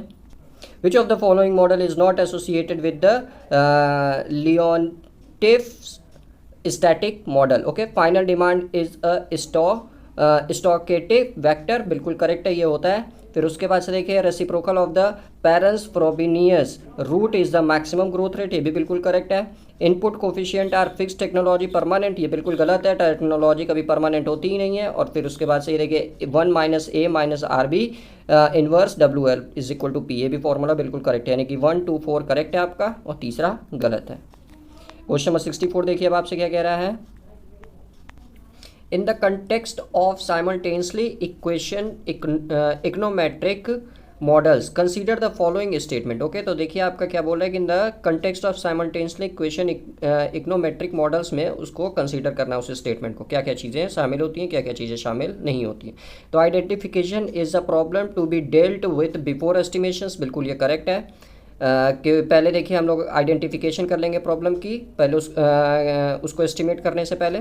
Order condition is necessary but not sufficient conditions of identification, ये भी बिल्कुल करेक्ट है कि देखिए ऑर्डर कंडीशंस आपका नेसेसरी तो होता है बट देखिए वो ज़रूरी नहीं है सफिशिएंट कंडीशंस हो आइडेंटिफिकेशंस की। Two stage least square method of estimations gives consistent estimators if the equation is under identified. तो ये स्टेटमेंट देखिए, तीसरा स्टेटमेंट बिल्कुल फॉल्स है। फिर under the indirect least square method, least square method is applied to reduce from equations, ये देखिए correct है। ये वाला लीस्ट स्क्वायर वाला एप्लीकेशंस बिल्कुल करेक्ट है, यानी कि 1 2 4 देखिए बिल्कुल करेक्ट है। तो इसका देखिए जो ऑप्शन बनेगा आपका वो बनेगा बी। 1 2 3 माफ़ करिएगा, सी नहीं बनेगा, डी बनेगा। 1 2 4 are corrected but 3 is incorrect. Question number 65 देखिए अब आपसे क्या कह रहा है। In CES production function, CES means constant elasticity of substitution, याद रखिएगा constant elasticity of substitutions, ठीक। तो उसका देखिए यहाँ पे ये फॉर्मूला दे रखा है। फिर उसके बाद बोला है वेयर Q देखिए आपका आउटपुट है, x1 and x2 are labour and capital. Okay, elasticity of substitution is given by, तो देखिए इसका जो फॉर्मूला बनेगा वो ऑप्शन सी बन जाएगा 1/1 + p। Move to the next question. Question number 66 देखिए अब आपसे क्या कह रहा है। In linear programming problem involving 2 variables, okay, multiple optimal solutions are obtained when one of the following contraction is. Okay, पहला देखिए आपका दिया है the objective function should be parallel to a constant that forms boundary of the feasible region. फिर उसके बाद से the objective function should B perpendicular to constant that forms the boundary of feasible region, या neither A और B, या 2 constant should be parallel to each other, ठीक। तो इसका आंसर देखिए बन जाएगा option A, the objective function should be parallel to a constant that forms boundary of the feasible region. Next पढ़ते हैं क्वेश्चन नंबर 67 देखिए अब आपसे क्या कह रहा है। In an open economy model of input output analysis, if A is the input coefficient matrix and first minus A is technology matrix, then the following is the viability conditions to be satisfied. तो 1 minus A not equal to 0, 1 minus A sorry I है ये हर जगह, I minus A more than 0, और फिर I minus A less than 0, and all principals minors of the I minus A matrix must be positive। Clear. तो देखिए इस परिस्थिति में जो आपका आंसर बनेगा वो बनेगा यही, ठीक। तो जब याद रखिएगा इन ओपन इकोनॉमिक मॉडल में इनपुट आउटपुट एनालिसिस जब आप करेंगे तो if A matrix is input coefficient matrix, okay, A जो है आपका वो इनपुट कोफिशिएंट मैट्रिक्स है और आई माइनस ए देखिए टेक्नोलॉजिकल मैट्रिक्स है, ठीक। तो जो वाइबिलिटी कंडीशंस होगी वो यही डी वाला पॉइंट सेटिस्फाई करेगी। क्वेश्चन नंबर 68 देखिए अब आपसे क्या कह रहा है। For the Cobb Douglas production functions, okay, ये फॉर्मूला है कॉब डगलस प्रोडक्शन फंक्शंस का। The elasticity of substitutions is, clear, 0 infinity 1 या ए मतलब ये, तो इसका आंसर देखिए 1 होगा। नेक्स्ट क्वेश्चन पढ़ते हैं क्वेश्चन नंबर 69 देखिए अब आपसे क्या कह रहा है। Indicate the year in which national food security mission was launch, यानी कि नेशनल फूड सिक्योरिटी मिशन कब लॉन्च किया गया था, ठीक। 2001 2002 2004 2005 2010 2011 या 2007 2008। तो देखिए जो आपका NFSM था, नेशनल फूड सिक्योरिटी मिशन 2007-8 में लॉन्च किया गया था। नेक्स्ट देखिए क्वेश्चन नंबर 70 क्या कह रहा है अब आपसे। Identify the source of agriculture credit in India from the codes given below, यानी कि देखिए एग्रीकल्चर क्रेडिट के सोर्सेज को आपको बताना था। Commercial bank, money lender, regional rural bank या small industrial development bank of India. तो इसमें आपको क्या बोलते हैं, जो एग्रीकल्चर क्रेडिट प्रोवाइड कराता है उसके बारे में बताना है। तो देखिए कमर्शियल बैंक कराता ही कराता है, मनी लैंडर भी कराते हैं, रीजनल रूरल बैंक भी कराता है, but small industrial development bank of India यानी कि सिडबी देखिए आपका एग्रीकल्चर लोन ना प्रोवाइड करा के इंडस्ट्रियल लोन प्रोवाइड कराता है। ओके, तो ये गलत हो जाएगा, बाकी 1 2 3 बिल्कुल करेक्ट है, यानी कि option A will be correct. Next देखिए क्वेश्चन नंबर 71 अब आपसे क्या कह रहा है। Low productivity for agriculture in India is attributed to poor irrigation facility, बिल्कुल करेक्ट है। हैवी डिपेंडेंस ऑन मानसून, ये भी बिल्कुल करेक्ट है। एब्सेंस ऑफ न्यू टेक्नोलॉजी, तो देखिए तीनों ऑप्शन बिल्कुल करेक्ट है। नेक्स्ट पढ़ते हैं क्वेश्चन नंबर 72 देखिए अब आपसे क्या कह रहा है। Productivity of Indian agriculture can be enhanced by, यानी कि भारत में जो एग्रीकल्चर प्रोडक्टिविटी है उसको कैसे बढ़ाया जा सकता है? इंक्रीज इन पब्लिक इन्वेस्टमेंट करके, increase in irrigation facility irrigation facility को, सिंचाई की फैसिलिटी को बढ़ाकर, और फिर क्या बोलते हैं, higher support price to the farmers. हाँ, फार्मर्स की जो आउटपुट होती है उसको क्या बोलते हैं, हायर सपोर्ट प्राइस प्रोवाइड कराना, और shifting worker from industry to agriculture, ये बिल्कुल गलत है। तो 1 2 3 देखिए करेक्ट होगा, बाकी चौथा गलत है, यानी कि option B will be correct. Next देखिए क्वेश्चन नंबर 73, अब आपसे क्या कह रहा है, high powered money comprises, high power money में देखिए क्या चीज़ें इंक्लूड की जाती हैं। ओके, तो currency held by the public plus cash reserve of bank, currency held by the public, demand and time deposit and cash reserve of the bank. तो यही देखिए ऑप्शन बिल्कुल करेक्ट है। ठीक, जो हाई पावर्ड मनी होती है उसमें currency held by the public, demand and time deposit और cash reserve of the bank, ये सारी तीनों चीज़ें हाई पावर्ड मनी में कंसीडर की जाती हैं। ठीक, अगला पढ़ते हैं।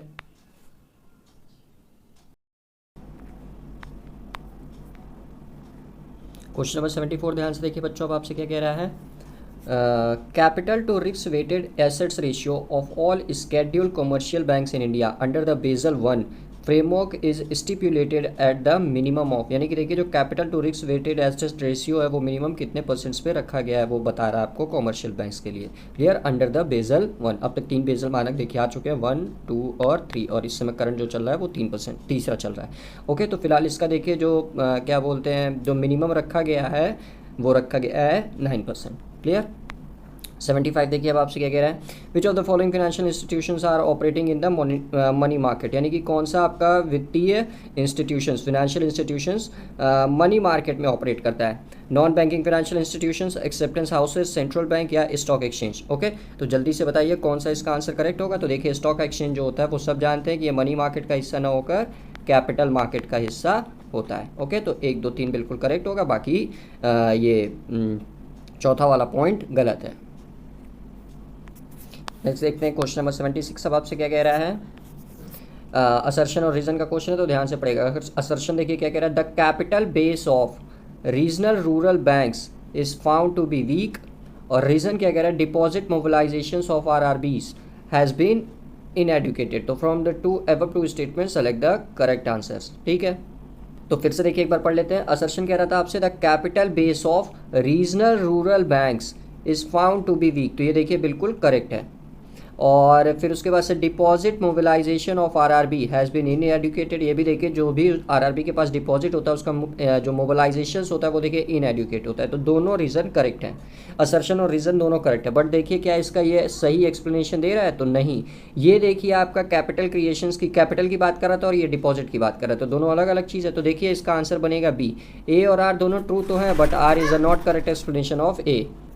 नेक्स्ट देखिए क्वेश्चन नंबर 77, अब आप क्या कह रहा है आपसे, in John Robinson growth model, okay, in John Robinson growth model capital accumulation depends on, clear, saving income ratio, profit wages relations and labor productivity, profit income ratio and capital productivity और saving investment ratio। तो इसका देखिए जो John Robinson के हिसाब से जो growth model उनका है कैपिटल एक्यूमुलेशंस के लिए, वो देखिए जो डिपेंड करता है वो आपका प्रॉफिट वेजेस रिलेशंस और लेबर प्रोडक्टिविटी पे डिपेंड करता है।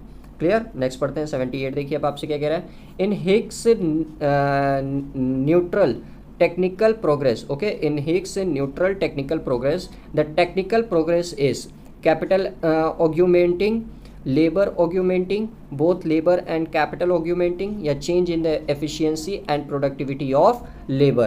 क्लियर, तो देखिए जो हिग्स न्यूट्रल टेक्निकल प्रोग्रेस है, तो इसमें देखिए जो टेक्निकल प्रोग्रेस होता है वो आपका क्या होना चाहिए, both labour and capital augmenting. 79 देखिए अब आपसे क्या कह रहा है, in dual gap model the gap can be filled up by, okay, जो देखिए डुअल गैप मॉडल होता है तो इसमें देखिए जो गैप होता है उसको कैसे फिलअप किया जा सकता है ये आपसे पूछ रहा है। Raising the level of saving, export promotion, study rate of growth या फॉरेन एड, तो ये देखिए फॉरेन एड के थ्रू इस गैप को भरा जा सकता है। क्वेश्चन नंबर 80 देखिए अब आपसे क्या कह रहा है, the concept of learning by doing was given by, यानी कि देखिए जो कॉन्सेप्ट आपका लर्निंग बाय डूइंग ये किसके द्वारा दिया गया, J.R. Hicks, Kenneth arrow, John Robinson या निकोलस कोलाडर। तो इसका देखिए जो आंसर बनेगा वो बनेगा Kenneth arrow. Okay, learning by doing का कॉन्सेप्ट इन्होंने ही दिया था। अगला क्वेश्चन देखते हैं हम लोग। नेक्स्ट क्वेश्चन क्या कह रहा है अब आपसे, question number 81, which of the following represents the concept of human capital, यानी कि कौन सा कॉन्सेप्ट ह्यूमन कैपिटल की बात करता है? Total human resources, total population, human resources gainfully employed in productivity activities, या ऑल ऑफ द एबव। तो जल्दी बताइए ह्यूमन कैपिटल का संबंध किससे है? तो इसका आंसर देखिए बनेगा option C, human resources gainful employed in productivity activities. 82 देखिए अब आपसे क्या कह रहा है, which of the following is disadvantageous to developing countries in international trade, यानी कि देखिए कौन सा इसमें से डिसएडवांटेज है डेवलपिंग कंट्री के लिए, विकासशील देश के लिए अंतर्राष्ट्रीय व्यापार में? Clear? Protection, free trade, export of primary and import of manufactured goods, या नन ऑफ दीज। ओके, तो जल्दी बताइए कौन सा इसमें डेवलपिंग कंट्री के लिए डिसएडवांटेजेस है इंटरनेशनल ट्रेड में? तो इसका आंसर देखिए बनेगा सी, एक्सपोर्ट ऑफ प्राइमरी, यानी कि देखिए हम लोग अपने प्राइमरी संसाधनों को, रिसोर्सेज को क्या कर देते हैं? एक्सपोर्ट कर देते हैं, और वहाँ से देखिए फिर वो मैन्युफैक्चर्ड गुड्स के फॉर्म में इम्पोर्ट करते हैं। चाइना देखिए यही करता था, चाइना भारत से क्या बोलते हैं, जो स्टील्स के ओर्स होते हैं वो खरीद लेता था और बाद में उसी का स्टील बनाकर भारत को देखिए बेच देता था। इसीलिए भारत, चाइना देखिए डेवलप्ड कंट्री में शामिल और भारत डेवलपिंग कंट्री में। नेक्स्ट देखिए क्या कह रहा है, at 5% significance level we are dash confident of the correctness of the decision. अगर देखिए 5% सिग्निफिकेशन लेवल है तो हम लोग कितने, मतलब वी आर डैश मतलब हम लोग कितने परसेंटेज पे confident of the correctness of the decision find कर सकते हैं? क्लियर? 95, 50, 99 या 10%। तो देखिए हम लोग का जो सिग्निफिकेंस लेवल है वो 5% है, तो ऑब्वियसली हमारा जो देखिए कॉन्फिडेंस लेवल होगा वो 95% होगा। क्वेश्चन नंबर 84 देखिए अब आपसे क्या कह रहा है, the two tails of the normal distributions dash the horizontal axis, touches, never touches, some time touches, या नन ऑफ दीज। तो देखिए जो टू टेल्स होते हैं नॉर्मल डिस्ट्रीब्यूशंस में वो आपका क्या बोलते हैं, कभी भी टच नहीं करते, नेवर टचेस। 85 देखिए अब आपसे क्या कह रहा है, the dash of normal distributions occurs on the X axis at a point where this can reaches the maximum height, यानी कि याद रखिएगा मैक्सिमम हाइट की बात कर रहा है। ओके, मीन, मीडियन, मोड या स्टैंडर्ड डेविएशन। तो देखिए मैक्सिमम हाइट की बात कर रहा था, यानी कि सबसे ज़्यादा, तो इसका आंसर बन जाएगा मोड। नेक्स्ट देखिए 86 अब आपसे क्या कह रहा है, arrange the following steps in sequence for calculation of test of significance for large samples, यानी कि देखिए लार्ज सैम्पल्स के जब सिग्निफिकेंस लेवल का जो हम लोग टेस्ट करते हैं, ठीक, तो टेस्ट के सीक्वेंस को हमको स्टेप वाइज अरेंज करना है। तो सबसे पहले स्टेट द नल हाइपोथेसिस, फिर कंप्यूट द स्टैटिक, फिर उसके बाद से determine the level of significance, फिर compute the critical value of testing the value of Z, and compare the value of static to with critical value to arrive the decision. तो ये देखिए पूरा serial wise ही दिया है। सबसे पहले देखिए हाइपोथेसिस स्टेट की जाती है, फिर कंप्यूट किया जाता है उसको, फिर determine the significance of level, और फिर उसके बाद से कंप्यूट करते हैं हम लोग critical value by testing the value of Z, और फिर उसके बाद से कंपेरिजन होता है। यानी कि इसका आंसर देखिए पहला वाला ही बन जाएगा, 1, 2, 3, 4। नेक्स्ट देखिए 87 अब आपसे क्या कह रहा है, असर्शन है, तो the two lines of regression can never be parallel. फिर उसके बाद से रीजन कह रहा है the two lines of regression always pass through the common point X Y, therefore they can never be parallel. तो इसमें देखिए दोनों बिल्कुल ऑप्शन करेक्ट है। देखिए जो टू लाइन होता है रिग्रेशंस में वो कभी भी एक दूसरे के पैरेलल नहीं होते हैं, और ये हमेशा देखिए कॉमन पॉइंट एक्स वाई से ही गुजरता है जो कभी भी पैरेलल नहीं हो सकता। तो इसलिए देखिए both A and R true and R is the explanatory of A. Question number 88 देखिए अब आपसे क्या कह रहा है, the theory by means of which quantitative connection between two sets of phenomenon are determined is called the theory of correlation, theory of regression, theory of determinations, या none of these। okay, तो देखिए यहाँ बोला था the theory by means which quantitative connection between two sets of phenomenon, तो ये देखिए correlation होता है। ओके, कोरिलेशन ही देखिए आपका क्वांटिटेटिव कनेक्शंस बताता है दो फिनोमिनन में होने में। जैसे देखिए मान लीजिए बारिश होगी, ज़्यादा होगी तो ऑब्वियसली आपका प्रोडक्शन देखिए ज़्यादा होगा, पॉजिटिव कोरिलेशन, या देखिए जब आपकी डिमांड प्राइस बढ़ेगी तो डिमांड घटेगी, नेगेटिव कोरिलेशन। समझ रहे हैं ना? तो देखिए दो क्वांटिटेटिव चीज़ों में ये रिलेशन बताता है। नेक्स्ट क्वेश्चन देखते हैं। नेक्स्ट क्वेश्चन क्या कह रहा है अब आपसे, क्वेश्चन नंबर 89 देखिए विद्यार्थियों अब आपसे क्या कह रहा है, the larger the standard error of estimate the dash the dispersion of given observation around the digression line. Okay, यानी कि देखिए क्वेश्चन कह रहा है आपसे मानक त्रुटि, स्टैंडर्ड एरर, ओके, जितना बड़ा होगा, जितना लार्जर होगा, ठीक, तो जो प्रतिगमन रेखाएं होती हैं आपकी, रिग्रेशन लाइन होती है, ठीक, तो उसके चारों ओर दिए गए, देखिए यहाँ बोले ना ऑब्जर्वेशन अराउंड, तो चारों ओर दिए गए अवलोकन, ऑब्जर्वेशन मतलब अवलोकन होता है, तो अवलोकन का फैलाव यानी कि डिस्पर्सन कि क्या होगा, लोअर होगा, ग्रेटर होगा, both A B and none of this, तो ये हमेशा याद रखिएगा ग्रेटर होता है, ठीक। जब स्टैंडर्ड एरर आपका दिया हो, ठीक, तो मानक त्रुटि याद रखिएगा जितनी ज़्यादा होगी आपका रिग्रेशन का डिस्पर्सन भी उतना ही ज़्यादा होगा। क्लियर। नेक्स्ट क्वेश्चन देखिए, क्वेश्चन नंबर 90 क्या कह रहा है आपसे, the intersecting point of two regression line is, यानी कि दो रिग्रेशन लाइन का इंटरसेक्टिंग पॉइंट क्या होता है आपको बताना है, 0 0, या फिर जैसे एक्स लाइन है पहला तो उसका मीन, और फिर दूसरा वाई लाइन है तो उसका मीन, फिर B X Y, B Y X, या नन ऑफ दिस, तो ये देखिए दोनों मीन पे एक दूसरे को काटते हैं, तो इसीलिए एक्स बार वाई पे बार। नेक्स्ट क्वेश्चन देखिए आपसे क्या कह रहा है, the regression coefficient of Y on X is इतना, then the regression coefficient of X on Y is, तो आइए इसका सोल्यूशन देख लेते हैं हम लोग तुरंत। तो देखिए कि क्वेश्चन आप लोग स्टैटिक्स में पढ़े होंगे, बी एक्स वाई, एक second, B X Y into B Y X, ये देखिए जो होता है आपका वो क्या बोलते हैं एक से बड़ा होता है या एक के बराबर होता है। क्लियर। तो यहाँ पे देखिए आपका बोल रहा है वाई ऑन एक्स, सॉरी एक से छोटा होता है या एक के बराबर होता है, माफ़ करिएगा बड़ा मैंने बोल दिया था। तो देखिए जो कोफिशिएंट दिया हुआ वाई ऑन एक्स इज 4/3, यानी कि देखिए बी एक्स वाई आपसे पूछ रहा था एक्स ऑन वाई, तो ये आपसे पूछ रहा है इनटू इसकी वैल्यू देखिए दे दी है 4/3, और ये आपका लेस देन और इक्वल टू 1। अब देखिए ये जब इसको सॉल्व करेंगे हम लोग तो बी एक्स वाई की वैल्यू आएगी आपकी 3/4। ओके। अब देखिए इसमें जब इसका डिवाइड लगाएंगे हम लोग तो हमारी वैल्यू आएगी 0.75। तो बी एक्स वाई की वैल्यू देखिए आई 0.75 से या तो बराबर होगी या उससे कम होगी, तो इसका आंसर देखिए इस हिसाब से बन जाएगा लेस देन 1, यानी कि 1 से कम आंसर होगा। क्वेश्चन नंबर 92 देखिए अब आपसे क्या कह रहा है, which of the following is और are related with the utility of correlation, यानी कि इसमें से कौन सा कोरिलेशन के यूटिलिटी से संबंधित है, help in decision making, useful in research work, relation between two variables, या ऑल ऑफ द अबव। तो देखिए जो यूटिलिटी ऑफ कोरिलेशन से संबंधित है उसमें तीनों का तीनों आंसर बन जाएगा। क्वेश्चन नंबर 93 देखिए अब आपसे क्या कह रहा है, which of the following is cause of correlation, correlation का कारण क्या होता है वो आपको बताना है इस क्वेश्चन में। क्लियर। तो direct relations, correlation due to any other common causes, mutual reason, या नन ऑफ द अबव। ठीक। तो देखिए यहाँ पे एक मिसप्रिंट हुआ है, मिसप्रिंट ये है नन ऑफ द अबव की जगह ना ऑल ऑफ द अबव होना चाहिए।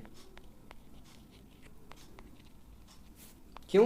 क्योंकि देखिए कोरिलेशन हमेशा दो वेरिएबल्स के बीच में होने वाले फिनोमिनन को बताता है, तो इसके बीच में देखिए डायरेक्ट रिलेशंस भी होता है, कॉमन कॉजेज भी होता है और म्यूचुअल रिएक्शंस भी होता है, इसीलिए इसका आंसर देखिए ऑल ऑफ द अबव बनेगा instead of none of these. Next देखिए 94 को मैच करना है तो ध्यान से देखिएगा फिर मैच करते हैं। तो देखिए लिस्ट 1 दिया है और लिस्ट 2 दिया है। ओके, अब इसको मैच करना है हमको, तो सबसे पहले देखिए स्कैटर डायग्राम, पर्सन मेथड, फिर स्पेयर मैन, फिर यहाँ पे एक्चुअल फिगर, ग्राफिक मेथड और रैंकिंग। ओके, तो इतना तो आप सब पढ़े हैं कि स्पीयर मैन देखिए रैंकिंग से संबंधित है, Spearman coefficient of correlation आप लोग पढ़े होंगे, तो रैंकिंग पे बेस्ड होता है। तो ये देखिए इसमें आपका क्या बोलते हैं 3 आ जाएगा सी में। ठीक। और उसके बाद से देखिए आपका पर्सन मेथड ये एक्चुअल फिगर में आ जाएगा, और फिर उसके बाद से स्कैटर डायग्राम ये आपका ग्राफिक मेथड में आ जाएगा।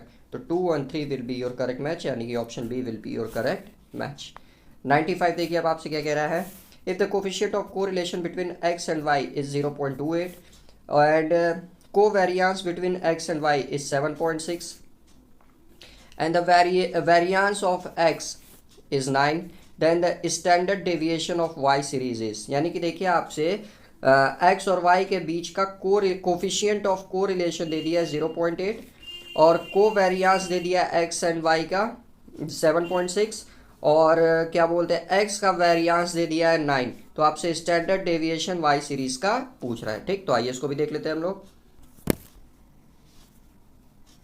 तो देखिए जो यहाँ पे फॉर्मूला आपका अप्लाई होगा वो अप्लाई होगा आपका r is equal to okay coefficient of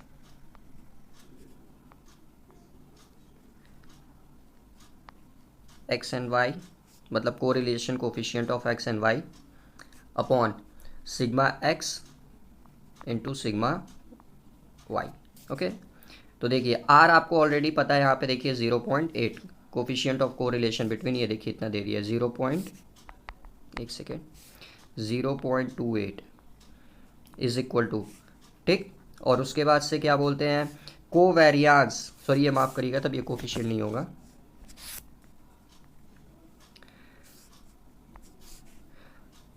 CV of covariance of X and Y, ये देखिए 7.6 दे दिया है आपको।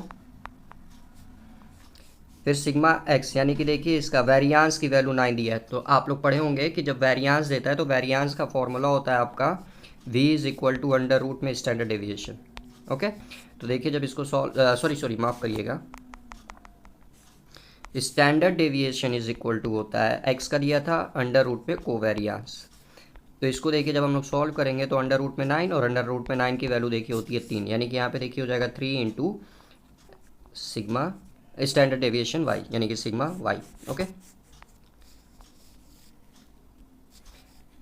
अब इसको देखिए आगे जब सॉल्व करेंगे तो ये इधर आएगा, ये इधर आएगा, यानी कि sigma y is equal to 7.6 upon 3 into 0.28। Okay, और जब ये पूरा इक्वेशन आप लोग सॉल्व करेंगे then you will get 9.05 your answer, 9.05, यानी कि इसका देखिए जो आंसर है, मेन फार्मूला है, फार्मूला नोट कर लीजिएगा आप लोग। देखिए तो इसका देखिए जो आंसर आएगा आपका है 9.05। क्वेश्चन नंबर 96 देखिए अब आपसे क्या कह रहा है, असर्शन। तो parametric test are applied initially, बिल्कुल सही है, पैरामेट्रिक टेस्ट हमेशा इनिशियली अप्लाई किया जाता है। फिर उसके बाद से बोला non parametric test are much less cumbersome to used easy to compute, ये भी देखिए रीज़न भी बिल्कुल करेक्ट है, तो इसका आंसर देखिए दोनों हो जाएगा। नेक्स्ट पढ़ते हैं, नेक्स्ट क्वेश्चन क्या कह रहा है अब आपसे,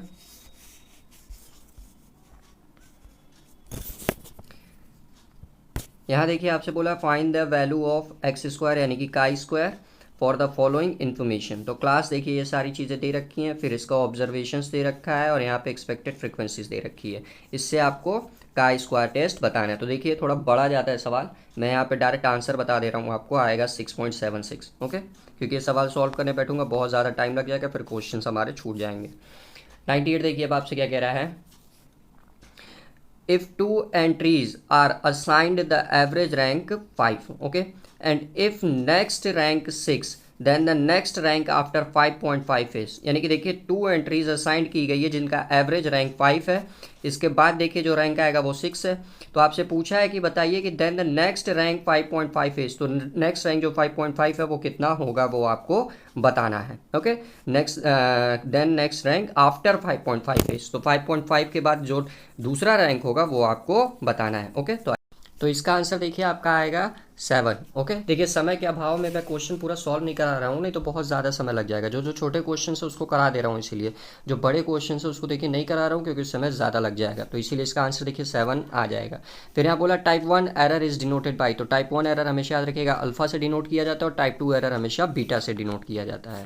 नेक्स्ट क्वेश्चन पढ़ते हैं। नेक्स्ट क्वेश्चन देखिए बोल रहा है 100 क्वेश्चन क्या कह रहा है आपसे, biased error a type of sampling error में अराइज ड्यू टू, यानी कि देखिए बायस्ड एरर जो देखिए एक सैम्पलिंग एरर का प्रकार होता है वो किसकी वजह से अराइज होता है। Clear, faulty selection of sample, faulty working during the collection, faulty method of analysis या ऑल ऑफ द अबव। तो देखिए तीनों कारणों की वजह से सैम्पलिंग बायस्ड एरर होता है। ठीक, फॉल्टी सिलेक्शन ऑफ सैंपल की वजह से भी, क्या बोलते हैं, faulty work during the collection, फिर फॉल्टी मेथड ऑफ एनालिसिस, तो इसका answer all of the above हो जाएगा। 101 देखिए क्या कह रहा है, असर्शन और रीजन का क्वेश्चन है तो ध्यान से पढ़िएगा। असर्शन कह रहा है आपसे when span of control is wide coordination and control become difficult, और रीजन कह रहा है आपसे in a narrow span levels of authority reduces. तो देखिए आपका असर्शन अब हिंदी बता दे रहा हूँ क्या कह रहा था कि देखिए जब नियंत्रण आपका स्पैन ऑफ कंट्रोल, जब नियंत्रण आपका अधिक व्यापक हो जाता है, ठीक, वाइड हो जाता है, ठीक, अधिक व्यापक हो जाता है, तो जो समन्वय और नियंत्रण होता है, कोऑर्डिनेशन और कंट्रोल होता है, वो डिफिकल्ट हो जाता है। तो ये देखिए बिल्कुल करेक्ट है। देखिए जितना बड़ा आपका ऑर्गेनाइजेशन होता जाएगा तो उसमें देखिए जो कोऑर्डिनेशन और कंट्रोल है वो भी धीरे धीरे क्या होते जाएंगे, कठिन होते जाएंगे। क्लियर, तो असर्शन बिल्कुल करेक्ट है। फिर आगे बोला इन नैरो स्पैन, मतलब छोटे लेवल पे, मतलब एक संकीर्ण अवधि में लेवल ऑफ अथॉरिटी रिड्यूसेस, तो जो अधिकार के स्तर होते हैं वो कम हो जाते हैं, तो ये बिल्कुल गलत है, अधिकार के स्तर सबके समान होते हैं। तो असर्शन देखिए बिल्कुल करेक्ट है, बट इसका रीजन गलत है, यानी कि ए देखिए ट्रू होगा बट आर फॉल्स होगा। क्वेश्चन नंबर 102 देखिए अब आपसे क्या कह रहा है। The general pattern of behaviour, general pattern of behaviour shared beliefs and values, okay, जो बिलीफ्स एंड वैल्यूज शेयर्स करते हैं, that members have in common is known as, okay, organisation climate, organisation culture, organisation effectiveness या organisation matrix. तो यहाँ देखिए beliefs और value की बात कर रहा है ना, किसकी, बिलीफ्स और वैल्यूज की, ठीक, किसमें, जनरल पैटर्न ऑफ बिहेवियर्स में, तो ये देखिए आपका ऑर्गेनाइजेशन कल्चर कहे जाते हैं। 103 देखिए अब आपसे क्या कह रहा है। Which of the following is not a principle of management according to Henry Fayol. तो हेनरी फ्योल द्वारा देखिए प्रिंसिपल्स ऑफ मैनेजमेंट के कुल 14 प्रिंसिपल्स दिए गए, ओके, मैं बोल दे रहा हूँ, आप लोग नोट कर लीजिए। सबसे पहला डिवीजन ऑफ वर्क, याद रखिएगा, सबसे पहला डिवीजन ऑफ वर्क। दूसरा authority and responsibility, authority and responsibility. तीसरा होता है आपका डिसिप्लिन, डिसिप्लिन। चौथा होता है आपका यूनिटी ऑफ कमांड। फिर पांचवा होता है आपका यूनिटी ऑफ डायरेक्शन। फिर छठवां आपका होता है सब ऑर्डिनेशन ऑफ इंडिविजुअल इंटरेस्ट, याद रखिएगा, छठवां होता है आपका सब ऑर्डिनेट ऑफ इंडिविजुअल इंटरेस्ट। सातवां होता है आपका रेमुनरेशन, सातवां रेमुनरेशन। आठवां सेंट्रलाइजेशंस, ओके, सेंट्रलाइजेशंस। नौवां होता है आपका स्केलर चेन, नौवां स्केलर चेन। 10वां आपका ऑर्डर। 11 इक्विटी। 12 स्टेबिलिटी। 13 इनिशिएटिव्स। और 14 होता है आपका एस्पिरिट डी कॉर्प्स, ओके। जो बच्चे नहीं लिख पाए वो फिर से थोड़ा एक मिनट पीछे करके अच्छे से सुन के स्लो स्लो में लिख लेंगे, क्लियर। तो अब इसमें पूछा है कौन सा आपका हेनरी फ्योल द्वारा जो प्रिंसिपल्स ऑफ मैनेजमेंट दिया गया है उसमें कौन सा शामिल नहीं है, ओके, नॉट पूछा है। तो सबसे पहले देखिए सब ऑर्डिनेशन ऑफ इंडिविजुअल इंटरेस्ट, मैंने अभी बताया है। फिर स्पिरिट डी क्रॉप्स, यही तो 14वां है आपका। फिर उसके बाद से यूनिटी ऑफ मैनेजर्स, ये देखिए नहीं होता है, ओके, यूनिटी ऑफ डायरेक्शंस होता है लेकिन यूनिटी ऑफ मैनेजर्स नहीं होता है, तो तीसरा आपका देखिए बिल्कुल करेक्ट हो जाएगा। 104 देखिए अब आपसे क्या कह रहा है। Which of the following concept is based on development, design and implementation of marketing programmes, process and activities that recognize their breadth and independence, okay, product concept, sales concept, societal marketing concept या holistic marketing concept, clear. तो इसका answer देखिए बनेगा आपका holistic marketing concept. इसी में देखिए क्या बोलते हैं, क्या बोलते हैं, जो कॉन्सेप्ट बेस्ड होता है वो डेवलपमेंट पे बेस्ड होता है, डिजाइन पे बेस्ड होता है और इम्प्लीमेंटेशंस पे बेस्ड होता है। Marketing programme, process and activities, ठीक, that recognise their breadth and independence, ये आपका होलिस्टिक अप्रोच होता है, तो इसीलिए होलिस्टिक मार्केटिंग कॉन्सेप्ट। नेक्स्ट पढ़ते हैं क्वेश्चन नंबर 105।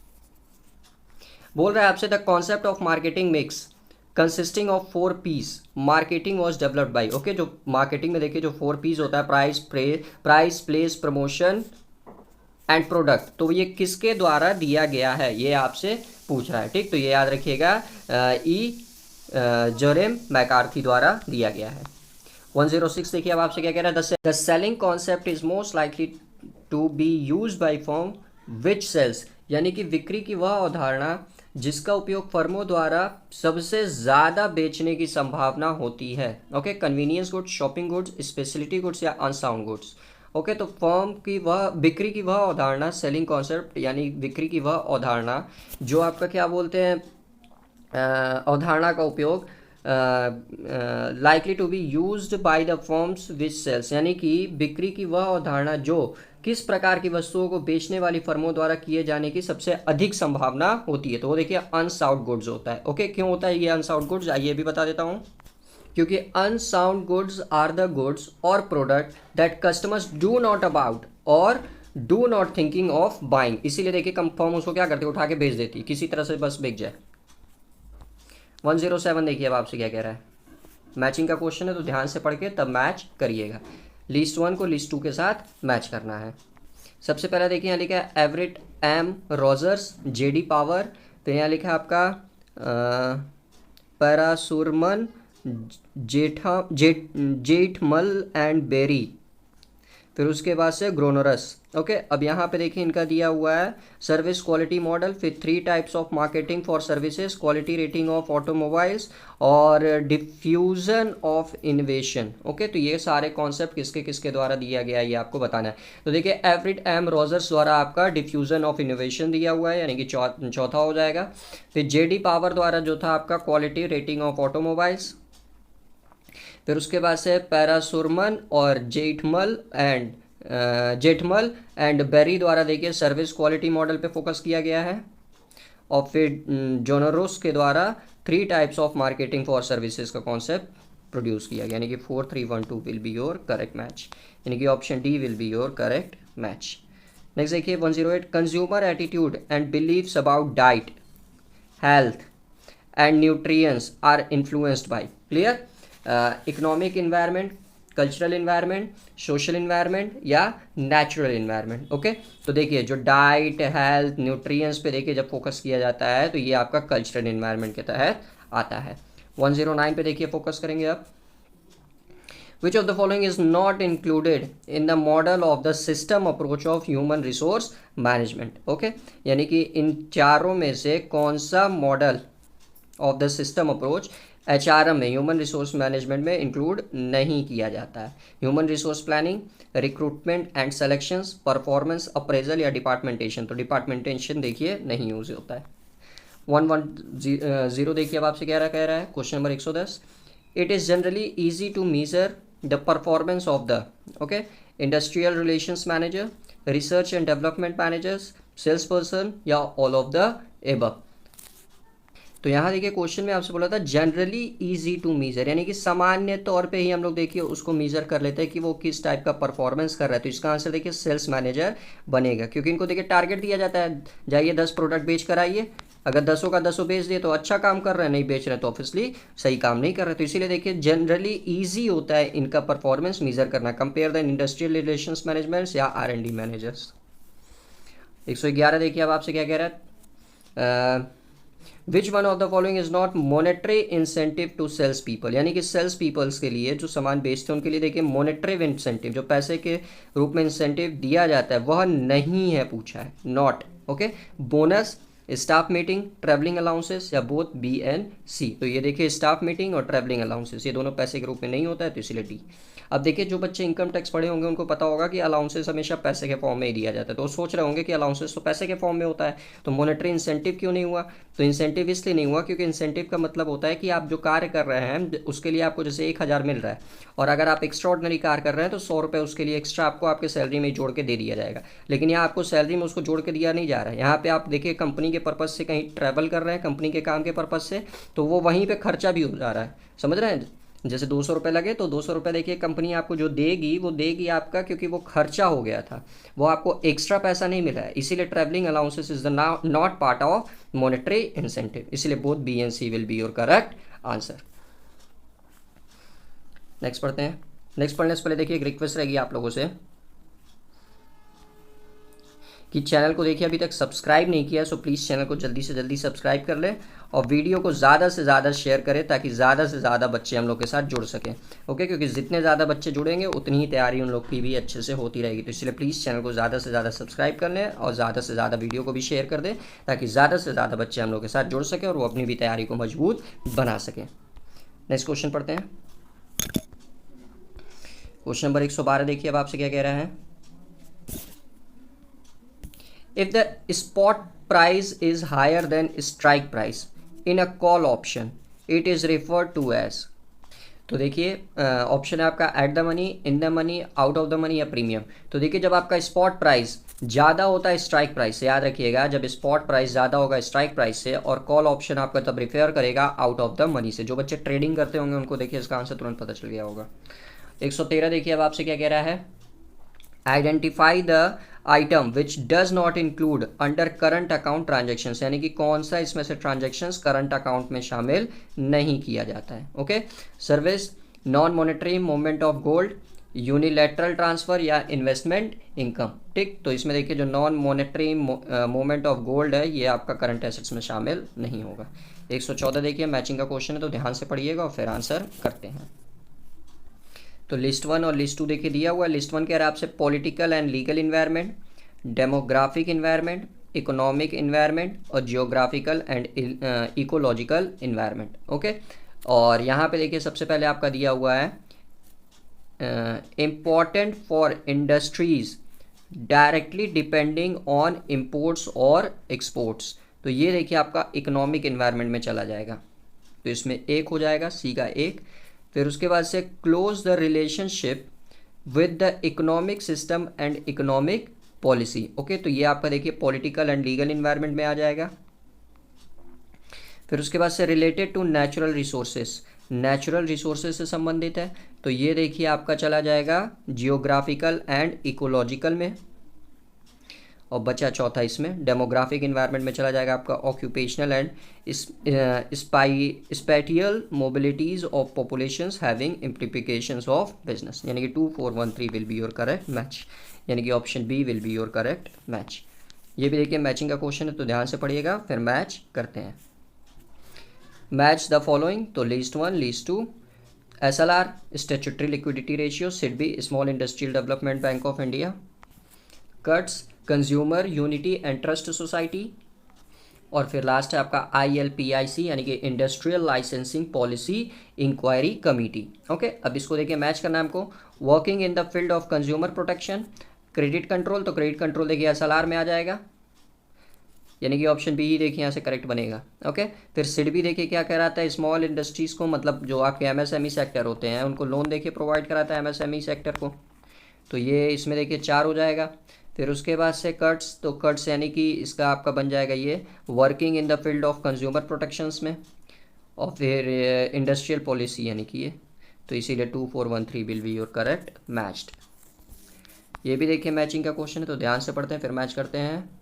तो देखिए 2 पार्ट में है, तो ध्यान से पढ़िएगा। सबसे पहले नेशनल स्टॉक एक्सचेंज, फिर नेशनल सिक्योरिटीज़ डिपॉजिटरी लिमिटेड, फिर यहाँ पे देखिए पढ़ लेता हूँ, अगर कुछ इसी में से मैच हो गया तो बढ़िया है। Marks the beginning of the process of decentralisation of shares participating companies, तो और फिर facilitations of equal access of investors across the country. देखिए ये दोनों तो यही मैच हो गए। नेशनल स्टॉक एक्सचेंज देखिए आपका facilitations of equal access to investor across the country, सबको ये प्रोवाइड कराता है, तो ये इन्वेस्ट करने के लिए। और नेशनल सिक्योरिटी डिपॉजिटरी लिमिटेड देखिए markets marks the beginning of the process of dematerialisations of shares of the participating companies. आगे देख लेते हैं, 2-1 देखिए हमको मिल चुका है।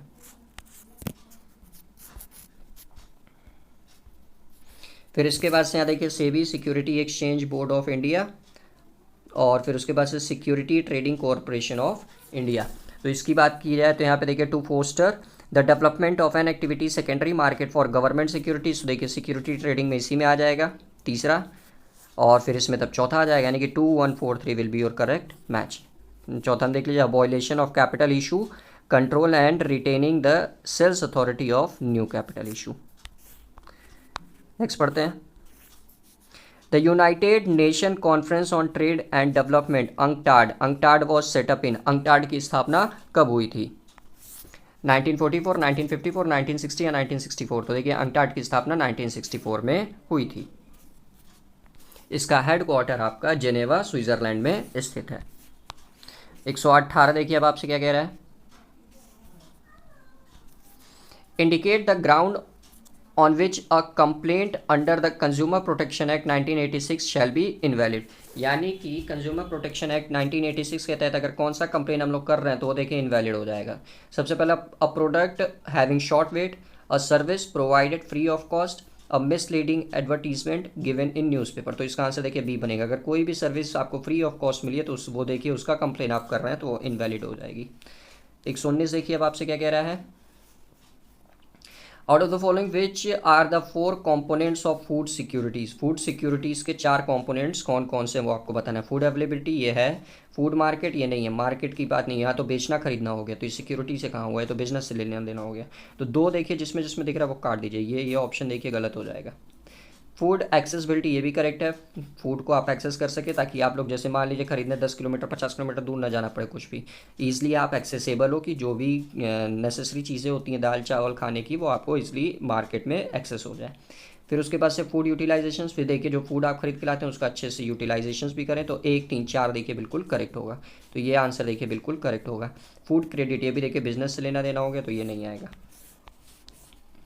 120 देखिए अब आपसे क्या कह रहा है, performance evaluation of a responsibility centre can be done by, यानी कि देखिए जो किसी भी सेंटर्स की जो परफॉर्मेंस इवैल्यूएशंस होती है, ठीक, ऑफ अ रिस्पॉन्सिबिलिटी, यानी कि उत्तरदायित्व का देखिए जो परफॉर्मेंस इवैल्यूएशंस होता है वो किस पे सेंटर्ड होता है। ओके, पहला दिया आपका ROI यानी कि return on investment, return on sales, फिर EVA का फुल फॉर्म होता है आपका इकोनॉमिक वैल्यू एडेड, याद रखिएगा EVA का फुल फॉर्म होता है इकोनॉमिक वैल्यू एडेड या ऑल ऑफ द अबव। तो देखिए किसी भी उत्तरदायित्व का जब हम लोग परफॉर्मेंस रिस्पॉन्सिबिलिटी का परफॉर्मेंस इवैल्यूएशन करना होता है तो उसमें तीनों की आवश्यकता होती है, यानी कि all of the above will be correct. 121 देखिए अब आपसे क्या कह रहा है, सोशल बैलेंस शीट शोज, यानी कि देखिए जो आपका सामाजिक बैलेंस शीट होता है वह क्या बताता है, social cost, social revenue, social value of employ of the organisations या ऑल ऑफ द अबव। तो देखिए जो आपका सोशल बैलेंस शीट होता है ना वो किसी कंपनी में जो एम्प्लॉयज कार्यरत होते हैं उनके बारे में बताता है, तो इसीलिए इसका आंसर देखिए सी बनेगा, value of employees of the organisations.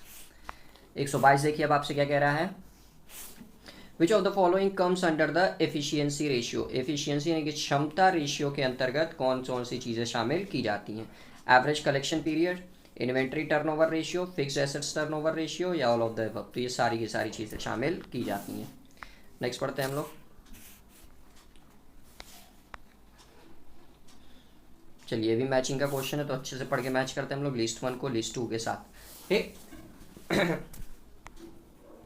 सबसे पहले आपका दिया है statement of changes in working capital, फिर डिफर्ड टैक्स, 3 एक्टिविटीज़ और इम्पेयरमेंट लॉस। तो यहाँ देखिए आपका सबसे पहले कैश फ्लो स्टेटमेंट, तो इसमें देखिए 3 एक्टिविटी होती है, आपको पता होगा, cash from operating, cash flow from investing, cash flow from financing. तो 3 एक्टिविटी इसी में होती है, तो सी का देखिए 1 हो जाएगा।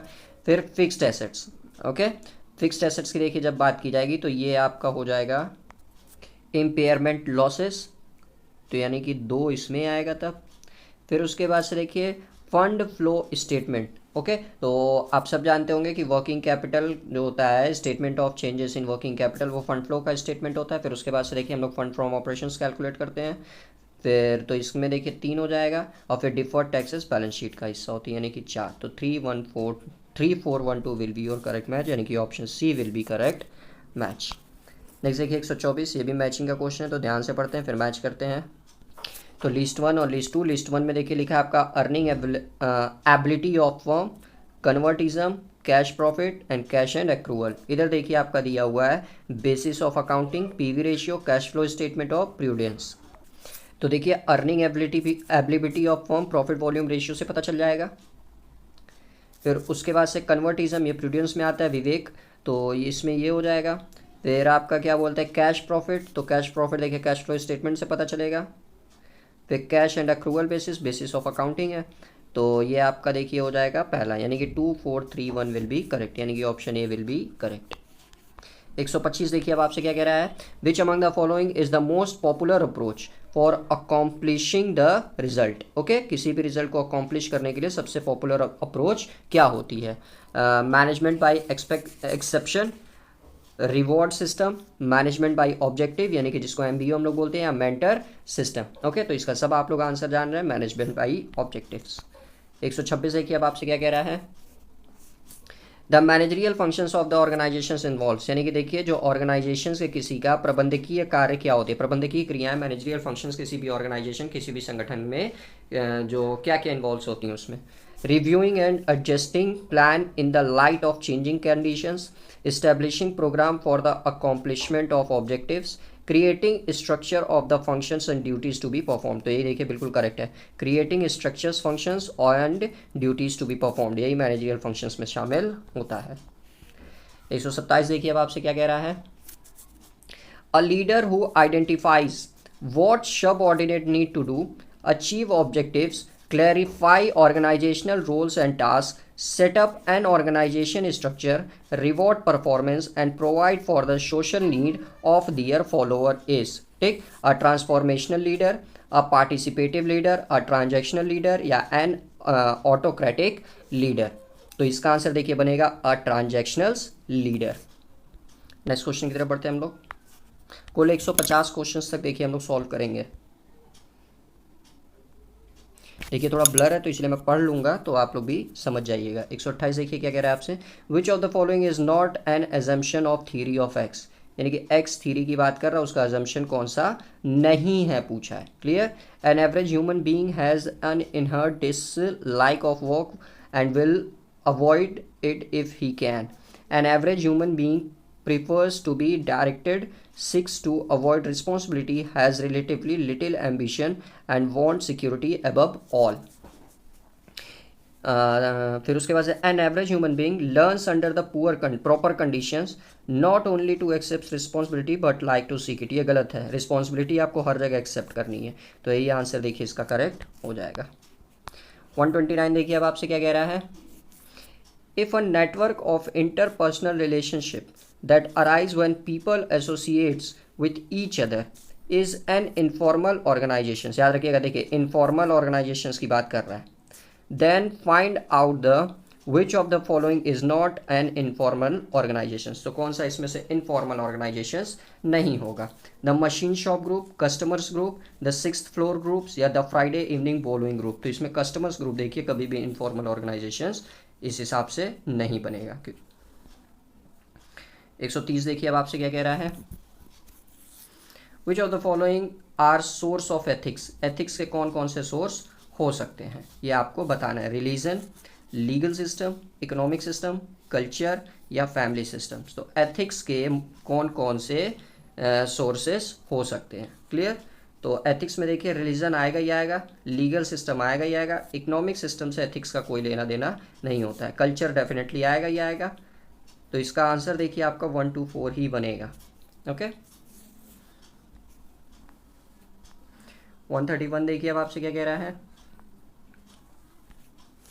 विच of the following has refined Maslow's theory of motivation by proposing a hierarchy of 3 needs. Okay, यानी कि जो मैस्लो की थ्योरी है मोटिवेशंस की, by proposing hierarchy theory of 3 needs, तो इसको देखिए किसने रिफाइंड किया है, मैकलैंड, अल्डोफर, हैजरबर्ग या ब्रूम। तो इसका आंसर देखिए बनेगा अल्डोफर। 132 देखिए अब आपसे क्या कह रहा है, which segmentation approach is the most compatible with the spirit of marketing concept. ठीक है, benefit sought, income, social class या फैमिली साइज। तो देखिए ऐसे सेगमेंटेशन अप्रोच जो मोस्ट कैपेबिलिटी विद कॉम्पैटिबल होते हैं, ठीक, with the spirit of marketing concept, वो आपके बेनिफिट शाउट होते हैं क्योंकि बेनिफिट ही ओरिएंटेड होता है।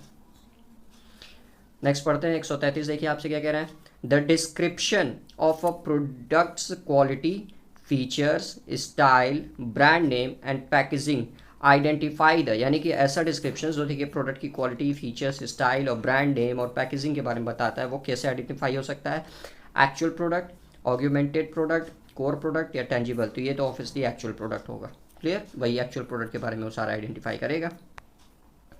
134 देखिए अब आपसे क्या कह रहा है, consider the following statement and find out the correct alternatives from the codes given below, यानी कि हमको देखिए करेक्ट अल्टरनेटिव्स बताना है। तो a firm marketing information system is component it's marketing research system, बिल्कुल गलत है ये।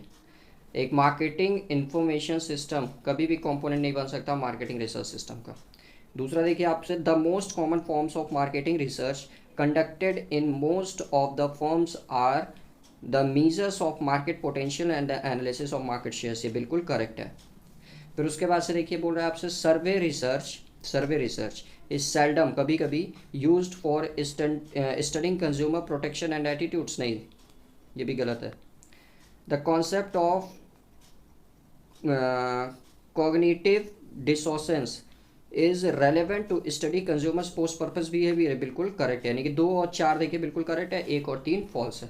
तो इसका आंसर देखिए जो बनेगा आपका वो बनेगा कोड डी। 2 और 4 देखिए ट्रू है, बाकी सारे फॉल्स हैं। 135 देखिए अब आपसे क्या कह रहा है, in India which price practice is not permissible, यानी कि भारत में कौन सी प्राइस प्रैक्टिस परमिसेबल नहीं है। Clear, penetration, skimming, predatory pricing या नन ऑफ द एबव। तो सबसे पहला देखिए आपका बोला है पेनिट्रेटिंग प्राइसिंग। इसमें देखिए क्या होता है, पेनिट्रेटिंग प्राइसिंग में किसी भी प्रोडक्ट या सर्विसेज की वैल्यू, जब देखिए नई नई प्रोडक्ट मार्केट में आती है तो उसकी वैल्यू जो होती है या तो ज़ीरो रखी जाती है, एकदम नाम मात्र रखी जाती है। तो ये पेनिट्रेशन प्राइसिंग हमारे इंडिया में होता है। जियो इसका सबसे बड़ा एग्जाम्पल था। फिर स्कीमिंग प्राइसिंग। स्कीमिंग प्राइसिंग मान लीजिए कोई ऐसा नया प्रोडक्ट हमारे देश में लॉन्च हुआ है जिसका कोई कॉम्पिटिटर नहीं है, याद रखिएगा, जिसका कोई कॉम्पिटिटर नहीं है, वो अकेला उसका अभी प्रोडक्ट ओन कर रहा है, तो वो देखिए अपने प्रोडक्ट की प्राइस को हाई रखता है जब तक कि कोई उसका कॉम्पिटिटर उस मार्केट में ना आ जाए। ठीक, तो प्राइस देखिए वो हाई रख के ज़्यादा प्रॉफिट कमा सकता है। जैसे ही देखिए उसका कॉम्पिटिटर मार्केट में आ जाएगा तो वो प्राइस को अपने फिर क्या करेगा, गिरा देगा, ताकि कॉम्पिटिशन में बना रहे। तो ये भी हमारे इंडिया में होता है।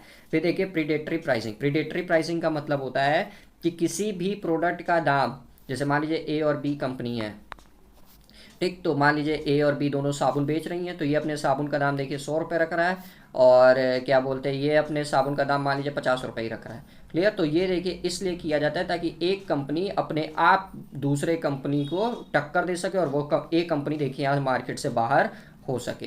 तो ये देखिए प्रीडेटरी प्राइसिंग हमारे इंडिया में फॉलो नहीं की जाती है। ठीक, ये अपने राइवल फॉर्म को, भले लॉस हो आपको, लेकिन अपने राइवल फॉर्म को मार्केट से बाहर करने के लिए ये किया जाता है। तो ये हमारे इंडिया में फॉलो नहीं की जाती है। 136 देखिए अब आपसे क्या कह रहा है। Consider the following statement and find out the alternative codes given below. Okay, a good salesman is one who can sells refrigerator to an Eskimo. तो एस्कीमो का मतलब पहले देख लीजिए क्या होता है। एस्कीमो मतलब होता है जैसे जो ठंडे शहर होते हैं, ठंडे शहर like north Canada, Alaska, Greenland, Serbia, ये सब देखिए क्या है, नेचुरली ठंडे शहर है। तो ये इन सारे ठंडे शहर में निवास करने वाले लोगों को एस्कीमो कहते हैं। क्लियर। तो अब देखिए ऐसा कोई सेल्समैन जो देखिए ठंडे शहर में रहने वाले लोगों को भी रेफ्रिजरेटर उठा के बेच दे। ठीक, तो ये बिल्कुल करेक्ट है। गुड सेल्समैन का काम ही होता है किसी तरह से अपने प्रोडक्ट को बेच देना। तो ये बिल्कुल स्टेटमेंट करेक्ट है। दूसरा देखिए salesman are born not made, ये गलत है। सेल्समैन पैदा नहीं होते, सेल्समैन बनाए जाते हैं। और ऑप्शन 3 देखिए आपसे अब क्या कह रहा है कि physical distribution is an area where high cost saving are possible. तो ये भी देखिए बिल्कुल करेक्ट है। तो 1 और 3 करेक्ट हो जाएगा, बाकी सब गलत। 137 देखिए अब आपसे क्या कह रहा है। Which of retail outlet has the highest operating cost, यानी कि किस रिटेल आउटलेट का देखिए जो ऑपरेटिंग कॉस्ट होता है वो सबसे ज़्यादा होगा। Supermarket, consumer cooperative store, department store या रिटेल चेन स्टोर। ओके, तो इसका आंसर देखिए बनेगा डिपार्टमेंट चेन स्टोर। वहाँ देखिए डिपार्टमेंट डालेगा, पूरा प्रोडक्ट लाएगा, तो इसीलिए इसकी देखिए जो ऑपरेटिंग कॉस्ट होती है वो बहुत ज़्यादा होती है, वर्कर भी ज़्यादा होते हैं इसमें। 138 देखिए अब आपसे क्या कह रहा है। The transfer by company of one or more of its business division to another newly set up company is called demerger, merger, equity carve out या disinvestment। तो इसका आंसर देखिए आपका बन जाएगा डीमर्जर। 139 देखिए अब आपसे क्या कह रहा है। Which of the following are the modern method of performance appraisal. Okay, performance appraisal का मॉडर्न मेथड क्या है आपको बताना है। क्लियर। तो आइए ऑप्शन देख लेते हैं हम लोग। ऑप्शन में सबसे पहले बोल रहा है आपसे 360 डिग्री परफॉर्मेंस अप्रेजल, बिल्कुल करेक्ट है। फिर उसके बाद से ग्राफिक रेटिंग स्केल, ये गलत है। मैनेजमेंट बाय ऑब्जेक्टिव, बिल्कुल सही है। तो 1 और 3 देखिए करेक्ट हो गया। फिर फोर्स्ड डिस्ट्रीब्यूशन मेथड, ये तो कभी भी नहीं हो सकता। फिर उसके बाद से बिहेवियरली एंकर्ड रेटिंग स्किल्स, हाँ ये होता है, बिहेवियर को एंकर करना, बिहेवियर को रेट करना। तो 1, 3, 5 विल बी करेक्ट, यानी कि option C will be correct. 140 देखिए अब आपसे क्या कह रहा है। Which of the following principles serves as a warning to organisations not to take the selections and promotions process lightly. Clear. Promotional principles, Drucker principles, validity principles या Peter principles. तो इसका आंसर बनेगा पीटर प्रिंसिपल्स। 141 देखिए अब आपसे क्या कह रहा है। According to D Katz moral has 4 dimensions. Moral के 4 डायमेंशंस होते हैं। तो आइए देख लेते हैं कौन कौन सा। सबसे पहला जॉब सेटिस्फैक्शन, हाँ ये बिल्कुल होता है। Satisfaction with wages and promotional opportunities, ये भी होता है। आइडेंटिफिकेशंस विथ कंपनी, ये भी होता है। तो ये तीनों तो बिल्कुल होते हैं। नेक्स्ट देखते हैं।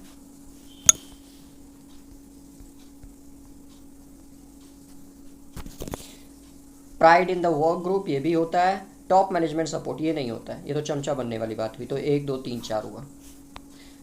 142 देखिए अब आपसे क्या कह रहा है। HRM view, human resource management is viewed as a management process consisting of 4 functional activities. Okay, आइए देखते हैं कौन सी 4 फंक्शनल एक्टिविटीज होती है इनके हिसाब से भैया। एक्विजिशंस बिल्कुल होता है, मोटिवेशन ये भी होता है, तो 1 2 जिसमें दिख रहा है वो तो करेक्ट है, तो ये तो काट दीजिए। फिर उसके बाद से डेवलपमेंट बिल्कुल ये भी होता है, तो 1 2 3 अब जिसमें दिख रहा है उसको रखिए, तो सी काट दीजिए। फिर उसके बाद से रिजोल्यूशंस ऑफ इंडस्ट्रियल डिस्प्यूट ये नहीं होता है क्योंकि ये तो मैनेजमेंट में आ जाएगा, मतलब टॉप लेवल मैनेजमेंट। फिर मेंटेनेंस, तो 1 2 3 5 विल बी करेक्ट, यानी कि option B will be correct. ठीक, आगे बढ़ते हैं। 143 देखिए अब आपसे क्या कह रहा है। OCTAPAC स्टैंड फॉर, यानी कि OCTAPAC किसके लिए स्टैंड करता है ये आपको बताना है। तो O का मतलब देखिए होता है आपका ओपोनेंस, और फिर C का मतलब होता है आपका कन्फ्रंटेशंस, T मतलब ट्रस्ट, A मतलब अथॉरिटी, P मतलब प्रो एक्शंस एंड C मतलब कोलैबोरेशंस, यानी कि B विल बी करेक्ट।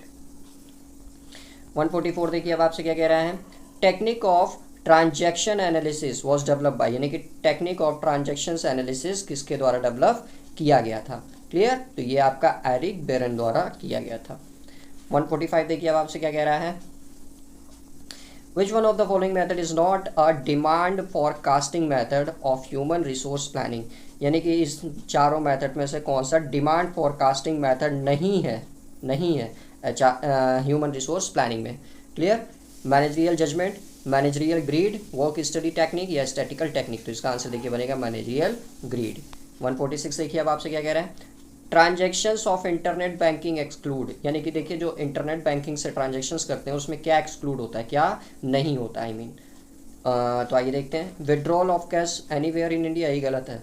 हम मान लीजिए आपको इंटरनेट से पैसा भेज रहे हैं तो आपके मोबाइल से क्या कैश निकलेगा, कभी नहीं, वो आपके डायरेक्ट बैंक अकाउंट में जाएगा। 147 क्या कह रहा है अब आपसे। विच among the following is not a category of non performing asset, जो एनपीए होते हैं, एनपीए क्या होता है, जो बैंक अपने लोन देता है और वो लोन पे देखिए 90 दिन के अंदर अगर जो भी लोन टेकर है वो ना इंटरेस्ट देता है ना प्रिंसिपल्स देता है, वो पैसा क्या बन जाता है, एनपीए बन जाता है। तो ये इसमें पूछा है कि कौन सी कैटेगरी नहीं है। क्लियर, सब स्टैंडर्ड एसेट्स, तो ये फिलहाल देखिए 4 प्रकार के होते हैं। एक स्टैंडर्ड एसेट्स होता है, एक सब स्टैंडर्ड एसेट्स होता है, एक डाउटफुल एसेट्स होता है और ये एक लॉस एसेट्स होता है। डीवैल्यूएटेड एसेट्स नहीं होता, याद रखिएगा। एनपीए 4 प्रकार के होते हैं। सबसे पहला स्टैंडर्ड एसेट्स, दूसरा सब स्टैंडर्ड एसेट्स, तीसरा डाउटफुल, चौथा लॉस, और डीवैल्यूएटेड एसेट्स कुछ नहीं होता है। 148 देखिए अब आपसे क्या कह रहा है। When a loan will be NPA, कब कोई लोन एनपीए बन जाता है, नॉन परफॉर्मिंग एसेट्स बन जाता है। ठीक, तो अभी बताया मैंने कि इंटरेस्ट ऑन एंड और loan instalment overdue more than 90 days, तो ये बिल्कुल करेक्ट है कि 90 दिन से ज़्यादा अगर कोई इंटरेस्ट और लोन का इंस्टॉलमेंट नहीं भरा जाए तो वो अमाउंट एनपीए मान लिया जाता है। Account is out of order for more than 90 days in case of overdraft and cash credit, तो ये दोनों ऑप्शन देखिए बिल्कुल करेक्ट है, तो इसीलिए आंसर इसका देखिए बोथ ए एंड बी बनेगा। नेक्स्ट क्वेश्चन देखिए। 149 आपसे क्या कह रहा है। Assertion reason, most of the development bank याद रखिएगा, जैसे IDBI, सिडबी, ये सब क्या है, डेवलपिंग बैंक है। In India have set up private commercial banks after the introduction of capital adequacy norms, तो ये देखिए बिल्कुल स्टेटमेंट करेक्ट है। Development banks in India have not adhered to their basic objectives, ये भी आंसर देखिए correct है, तो दोनों इसका देखिए करेक्ट होगा और आर इसका देखिए करेक्ट एक्सप्लेनेशन भी बता रहा है। और आज का देखिए हमारा लास्ट क्वेश्चन 150 क्या कह रहा है आपसे। ब्रिटेन वुड्स कॉन्फ्रेंस, तो ये देखिए 1944 में हुआ था। General agreement on trade and tariffs, तो गैट की स्थापना देखिए आपकी 1947 में हुई थी, इसमें हो जाएगा 1। फिर उसके बाद से ACCRA कॉन्फ्रेंस, ये आपका 1964 में हुआ था, यानी कि 2 ये हो गया। और फिर उसके बाद से United Nation conference on trade and development, okay, तो ये आपका 2008 हो जाएगा। तो 3124 will be your correct answer. ठीक, तो ये देखिए हम लोगों ने कुल आज 150 क्वेश्चंस कर लिए हमारे एमकॉम के, जो बहुत ही ज़्यादा इंपॉर्टेंट प्रश्न थे। क्लियर, और आंसर देखिए मैं हमेशा कह रहा हूँ, जो बच्चों को देखिए मैं PDF प्रोवाइड कराऊंगा वो बच्चे देखिए आंसर हमेशा रीचेक कर लेंगे, क्योंकि देखिए जो इसमें आंसर दिया होगा प्रोबेबली कुछ ना कुछ का गलत दिया हो, इसलिए आंसर जरूर चेक कर लीजिएगा। क्लियर? और चैनल को अभी तक सब्सक्राइब नहीं किया सो प्लीज़ चैनल को जल्दी से जल्दी सब्सक्राइब कर लें, और वीडियो पसंद आती है तो वीडियो को लाइक ज़रूर करें और ज़्यादा से ज़्यादा शेयर करें ताकि ज़्यादा से ज़्यादा बच्चे हम लोग के साथ जुड़ सकें। देखिए विद्यार्थियों, हम लोगों ने कुल 150 क्वेश्चंस अपने सॉल्व कर लिए। अपने 150 क्वेश्चंस कुल सॉल्व कर लिए। आप लोगों को क्लासेस कैसी लगी प्लीज़ कमेंट करके ज़रूर बताइएगा, जिसमें देखिए हम लोगों ने कॉमर्स के पूरे यूनिट्स को कवर कर लिया। ठीक, तो ये वीडियो ज़्यादा से ज़्यादा आप लोग शेयर कर दीजिए ताकि ज़्यादा से ज़्यादा बच्चे उससे लाभान्वित हो सके। पीडीएफ के लिए देखिए, जैसे मैंने वीडियो के स्टार्टिंग में भी बताया था कि आप लोग देखिए इस नंबर पर संपर्क कर सकते हैं 9682204406 पे। इस पर आपको मात्र 99 रुपीज़ में पार्ट ए, पार्ट बी और प्रैक्टिस सेट्स और प्रीवियस ईयर्स के क्वेश्चंस, ओवरऑल 5000 से ज़्यादा एमसीक्यूज़ की क्वेश्चंस आपको मिल जाएंगे। क्योंकि आपकी परीक्षा में देखिए अब 2-4-5 दिन ही बचे हुए हैं, तो मैं चाहूँगा कि ज़्यादा से ज़्यादा बच्चे पीडीएफ परचेस कर ले ताकि वो ज़्यादा से ज़्यादा अच्छे से अपनी प्रिपरेशंस को कर सके। क्लियर? तो इसीलिए ज़्यादा से ज़्यादा आप लोग पीडीएफ ले लें ताकि आप लोग की प्रिपरेशंस और अच्छे हो सके। ठीक, तो चलिए अगर टाइम रहा तो किसी एक दिन और कॉमर्स की स्पेशल क्लास ले लूँगा ताकि आप लोग की प्रिपरेशन और अच्छे से हो सके। तो फिलहाल इसको अच्छे से आप लोग पढ़ाई करते रहिए, और जो बच्चे देखिए पीडीएफ परचेस कर चुके हैं तो उन बच्चों से मैं यही कहूँगा कि सारे पीडीएफ के क्वेश्चंस अच्छे से आप लोग रिवीजन करते रहिए, पढ़ाई करते रहिए, क्योंकि उन्हीं में से देखिए आपकी परीक्षा में सारे के सारे क्वेश्चंस आने हैं। क्लियर? तो चलिए मिलते हैं नेक्स्ट वीडियोज़ में, तब तक अच्छे से आप लोग पढ़ाई करते रहिए और तैयारी को मजबूत बनाते रहिए। All the best to everyone.